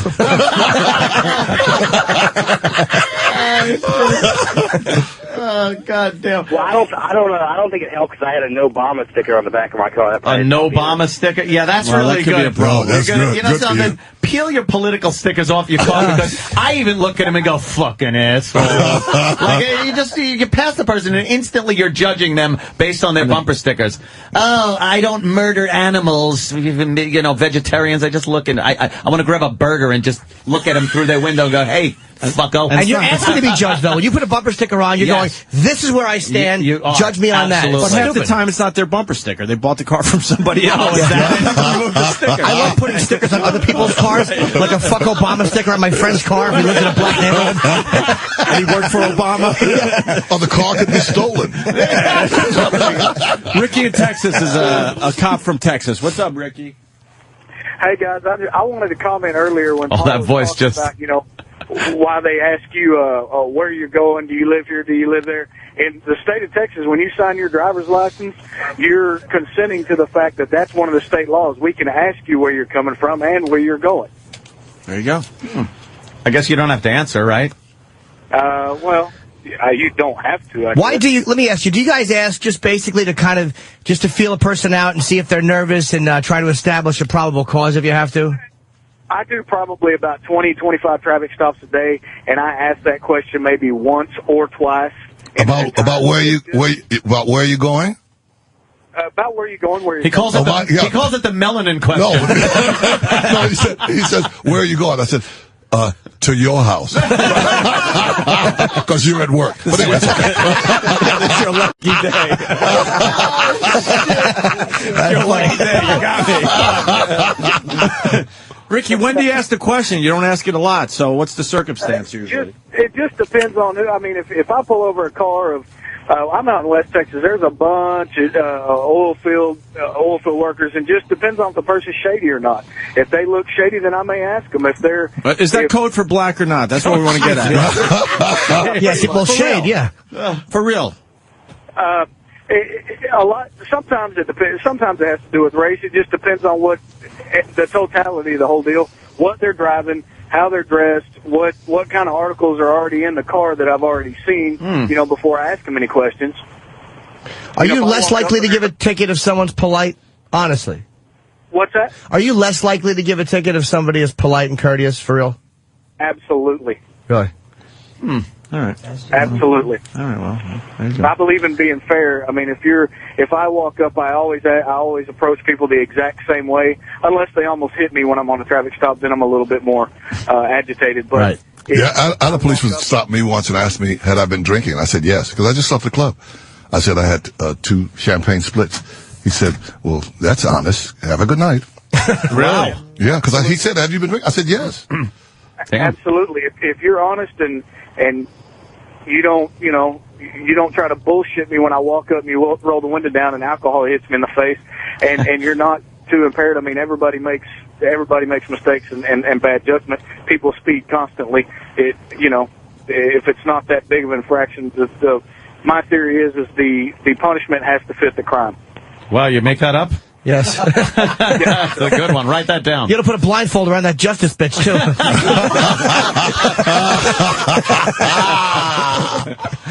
Thanks, man. Thanks a lot. Learn how to don't do the crime if you can't do the time. This I guy, like that, too. Mr. Cliche.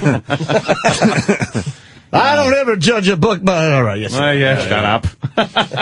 Speaking of book, Black is the New White. Yeah. Black is the New White, available now. Bestseller list? Yes. Yeah, that's I'm great. very man. excited about it. It's a really good book, man. I have to finish it. I stopped it to read Why did you Ozzy's book. stop reading it? Because Ozzy was coming in. We had a time constraint. I wanted to read his book. Yeah, and Do you believe that, Ozzy's Paul? white. What? Do you believe his excuse? But what? That he stopped reading your book so I he did. could I read started another reading book? Paul's book. No, I believe it was great. Because he got real depressed about Jay, so I understand it. I did. I couldn't even read anymore. I was just mourning. Selfish the fucker I am. I don't care about Jay. I care about me. Jay is fine. Jim is in trouble.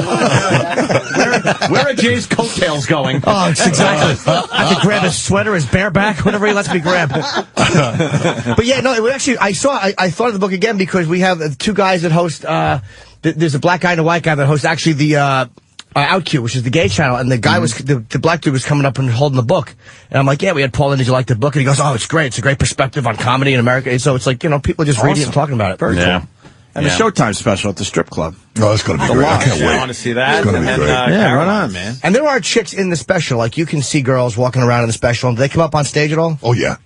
Oh, yeah. Are they topless? Oh, yeah. Topless? Oh, yeah. Naked. It's Really? the best. You're a brave fucking comic. Yeah. Oh, no. Right, Jimmy? Yeah. Would you deal with that? Never. And Jimmy likes naked. Never. Unless they were Jim really likes fat and I could nudity, make but- fun of them. I couldn't deal with No, sexuality. They're not fat. No, I know. You're a brave man. No, they're dropped. But I told you, I worked for Playboy. I was around it all the time. Yeah. Right. What'd you do for Playboy? Playboy After Dark. Hefner. It was me and Oh, right. Wow.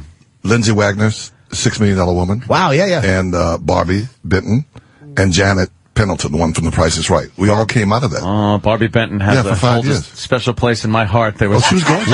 one centerfold I remember Listen, very vividly, she knows she's gorgeous. and it was my first experience with myself. She, Yeah, it was Barbie Benton and by that pinball machine. I know they wonderful. picked the mansion. She found the mansion that's Really? in L.A. for Hef. Yeah. That was And before they took razors down there. And Hef likes blondes. And I asked him about Barbie because she's brunette. And he said, well, she's cute, and that's what I make her famous. The rest is history. He certainly did. Oh, yeah. Yeah. Lizzie Wagner was associated with Playboy, though? I didn't know that. Was she centerfold? No, she was never in the. No, she was on the show. Yeah, she just did the Playboy After Dark. You can download it. Oh, yeah. Yeah, I remember. Those Playboy shows were After Dark. great. Hefner would come out. It was the best. The robe and the friggin' everything. ascot and the pipe and just be like, hey, we got some people dropping in tonight. Everything. And I told Hef, because he's always talking about his private jet, and I said, on the show, you always talk about it, but we haven't been on it. How come we can't go on it? He said, okay. So he invited us over. So we all went, Lindsay and all we all go, and they're filming a commercial or doing something when we get there. This one guy goes, I don't know why Hef would have you guys come today. We're doing this and blah, blah, blah, blah, blah, blah. So I waited. So Hef came with Barbie. I said, you told me that this was your plane. That guy right there, he said that why are you here and why'd you do this and all that. He flipped on this man. The man wanted to kill me. I said, so I thought this was your jet. How come he's the boss? And then he smiled at you and said, I'm the fucking mechanic. That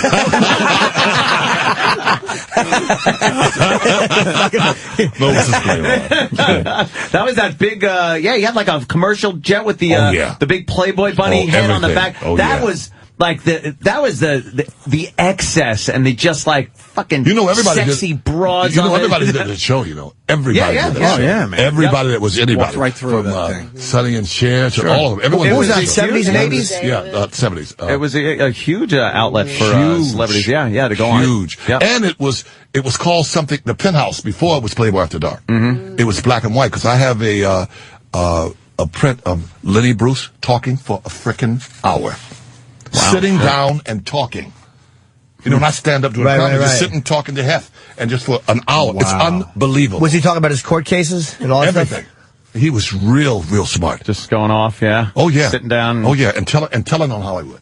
Really? How they didn't want him to do this joke because he's a Jew about tattoo. Being on, Oh, shit, because he got a tattoo and his aunt got real mad because you can't be buried in a Jew graveyard with something on you. And he was saying, cut the arm off and saying all kind of crazy stuff. But I mean, it was funny. He was saying, they said, oh, well, that's not funny. You can't do this. And the Jews are offended. He said, but I'm a Jew. That would be like, I could see back then. Back then. Oh, no. And he was he's just sitting there just Just talking. Wow. Not, just talking on a one-on-one. I would love to hear that. It's unreal. He was an interesting guy to watch do stand-up. Like, I never laughed at him like I would laugh at Pryor or other acts or Carlin. But to watch him in that time, and he's just like, hey, Daddy, your daughter's a cunt. I'm like, I couldn't believe he had just said your daughter's a cunt. I'm like, that was in the 60s, 62, 63. No, he was up there talking spades and crackers. Yeah. Because, that he came from that heroin jazz, those very hip, and those musicians are like an occult. No matter what color they are, they're all in it together, and they think that we're squares. Because they talk real hip, and they have a language of their own. It's a shame. We can't look at that. We could watch tapes of him or whatever is available, but we can't look at it without that hindsight of knowing who he is and kind of the icon he was. What was it like back then, just watching him and going like, what the fuck is this guy out of his mind? Now you know who he is and what he's about. It's in my book.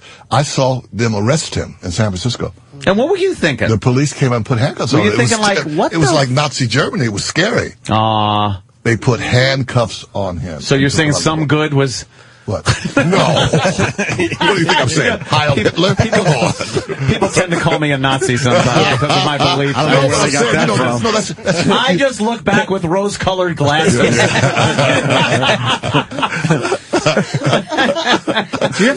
There are no camps. They were resorts. Come on.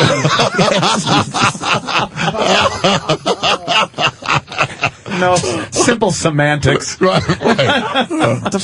You met Lenny Bruce? Did you ever meet him or no? Yeah. Oh, you didn't meet Lenny? My friends, my female friend, a dancer, beauty queen, her sister was a stripper who was dating him.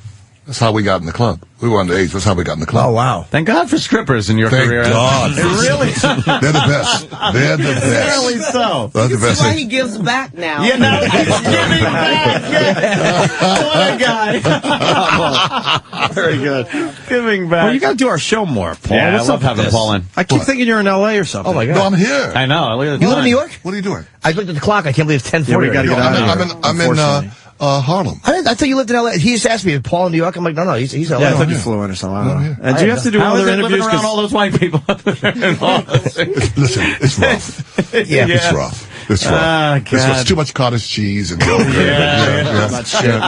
No more noise at night. Clinton's office is up there. Clinton's is there on 125th? He's right by the Apollo. He's never there. Oh, come on. Clinton the pimp. Clinton's a pimp. Yeah. I mean, come on. That's a pimp move. No diplomat, nobody, no country could get those Asian girls, remember? And he goes over there, I want my bitches. And he got them. That was a strong move. And he got them. That was strong. That's a pimp move. He pimp-handed them. And he came back on that private jet. Something what was going on. You know what was going on. There was time. something going on. Come on. He told them, let's make this a happy ending. They came off that plane smiling. Oh, everyone was. Yeah. Oh, yeah. And Clinton didn't talk, remember? Not a word. No. Not a word. Downplay that whole thing. Not a He word. tried to anyway. He tried to. He was a rock star. He tried to really downplay it. Fucking rock star, that Clinton. No, he's too much. Yeah, he is. He's clever. What happened to that little girlfriend of his? Monica? Yeah, where'd she, because she was in New York. I think she's selling things on She was the, selling handbags or something all like kinds of that. stuff. Hand jobs, handbags, almost. I don't know. Cigars? Yeah, humidors. What is it? She's still working with bags. You have to give head to get ahead? Yeah, that's the message she got. She keeps turning down. There's that guy in Australia. He's a billionaire, and he pays celebrities $150,000 to go to this Vienna opera with him every year. Lindsay Lohan's going this year. He's Really? he's had Pam Raquel Anderson he's Welch, Pam Anderson, and Lewinsky has turned him down twice. But they don't fuck him. He just gets him to go to the mall he owns and sign stuff. It's like he's like 77. He's a mall mogul. But or Lewinsky something. keeps turning him down, I guess. I didn't know that. Who turns him down? Monica Lewinsky. He asked her twice and she won't do it. It's not a sex thing. No, it's not sex at all. Yeah. She really did, I guess, lay low now. I guess as low as she can. She's kind of chubby. Remember when all that was going on? Oh. I mean, the PR and everything was going on? Well, my manager owns works for a guy that owns a big, well, you know him, the one that owns not the Lakers. Who are they? I think he owns the Lakers. Not the Lakers, the other one. Kings? No, he owns the other ones. I'll think of them in a minute. The ones that always Clippers. Yeah, he owns them.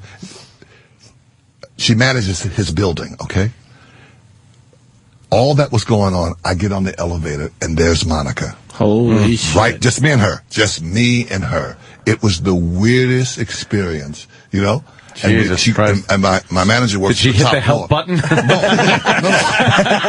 But we went up to the highest, the highest part of the building. Yeah. And she thought it was so offensive. I said, could you just do me one favor? She said, what? I said, just go down with me.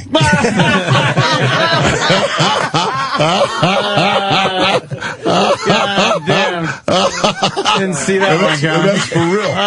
Because, she had so much exposure, she looked like a puppet. Yeah, you know? But I could see why Clinton got with her. I could see it. Something sexy about her? Oh, yeah. No, she was very ripe, very young, very just ripe. Mm-hmm. You can see why he got with her. Eager, chubby girl who would come in and, just... She wasn't that chubby, brother. Oh, she's a little chubbier than I like him. I kind of like him like borderline sickly. Well, you like him borderline before you get to them. They're not after. No. Well, you like him like anorexic, hospital thin. Yeah, she's not puking. She's not for me. Go to the Karen Carpenter look-alike contest. Yeah. I'll take her. We gotta get out of here. All right, we get his 10:40. Yeah, time flow. So let's do the plugs. Paul is he's doing 2 Caroline's dates. It's tonight through Sunday. No, Thursday. Oh, I'm sorry. Today's Wednesday. Thursday. Tomorrow's Thursday through Sunday. 4, 5, 6, 7. That's the first thing they ask you. What day is it? Go ahead. Yeah, I know. I thought today was Thursday. I get very confused. And then he comes back in 2 weeks is what you get in that. He does all the late shows there because he does a long show. It's not like a 45-minute show. It's a really long set. It's a great set. The book is Black is the New White with Chappelle's forward, and it's a bestseller. And Know Your History Part 2, It's the End of the World, on Showtime, 11 o'clock tomorrow night. And I'm DVRing. done in that strip club. I'm gonna do a DVR on that one, Paul. And Paul's a great comic, so out. he really is a great comic, and comedians always go watch him. good. He's the one guy comics go to watch. Absolutely. So I suggest it highly. So And the thanks for ladies in coming. the corner, Thank giving you. us some energy. Thank And you. that's Robin. Robin, What's your last name? Hi, I'm Robin Montague. All right. She's a very funny stand-up. Thank you, guys. I'm Robin Montague. I open up for Paul. Thank you very much. Yeah, I know Robin for you. Very Thanks funny, for huh? having Oh, me. she's real funny. Yeah, hilarious. You're hilarious. I love it. Yeah. All right, we're gonna check I you work out with too. this guy. Yeah. All right. Yeah, Paul's crowd is not exactly going to tolerate a bad opener. Yeah. Oh, really? I don't see that crowd politely sitting through a shitty opener. No patience. No, not at all. None whatsoever. Yeah, funny or tables come flying. That's awesome. All right, guys. We'll see you tomorrow. See you Thank tomorrow. Paul Mooney.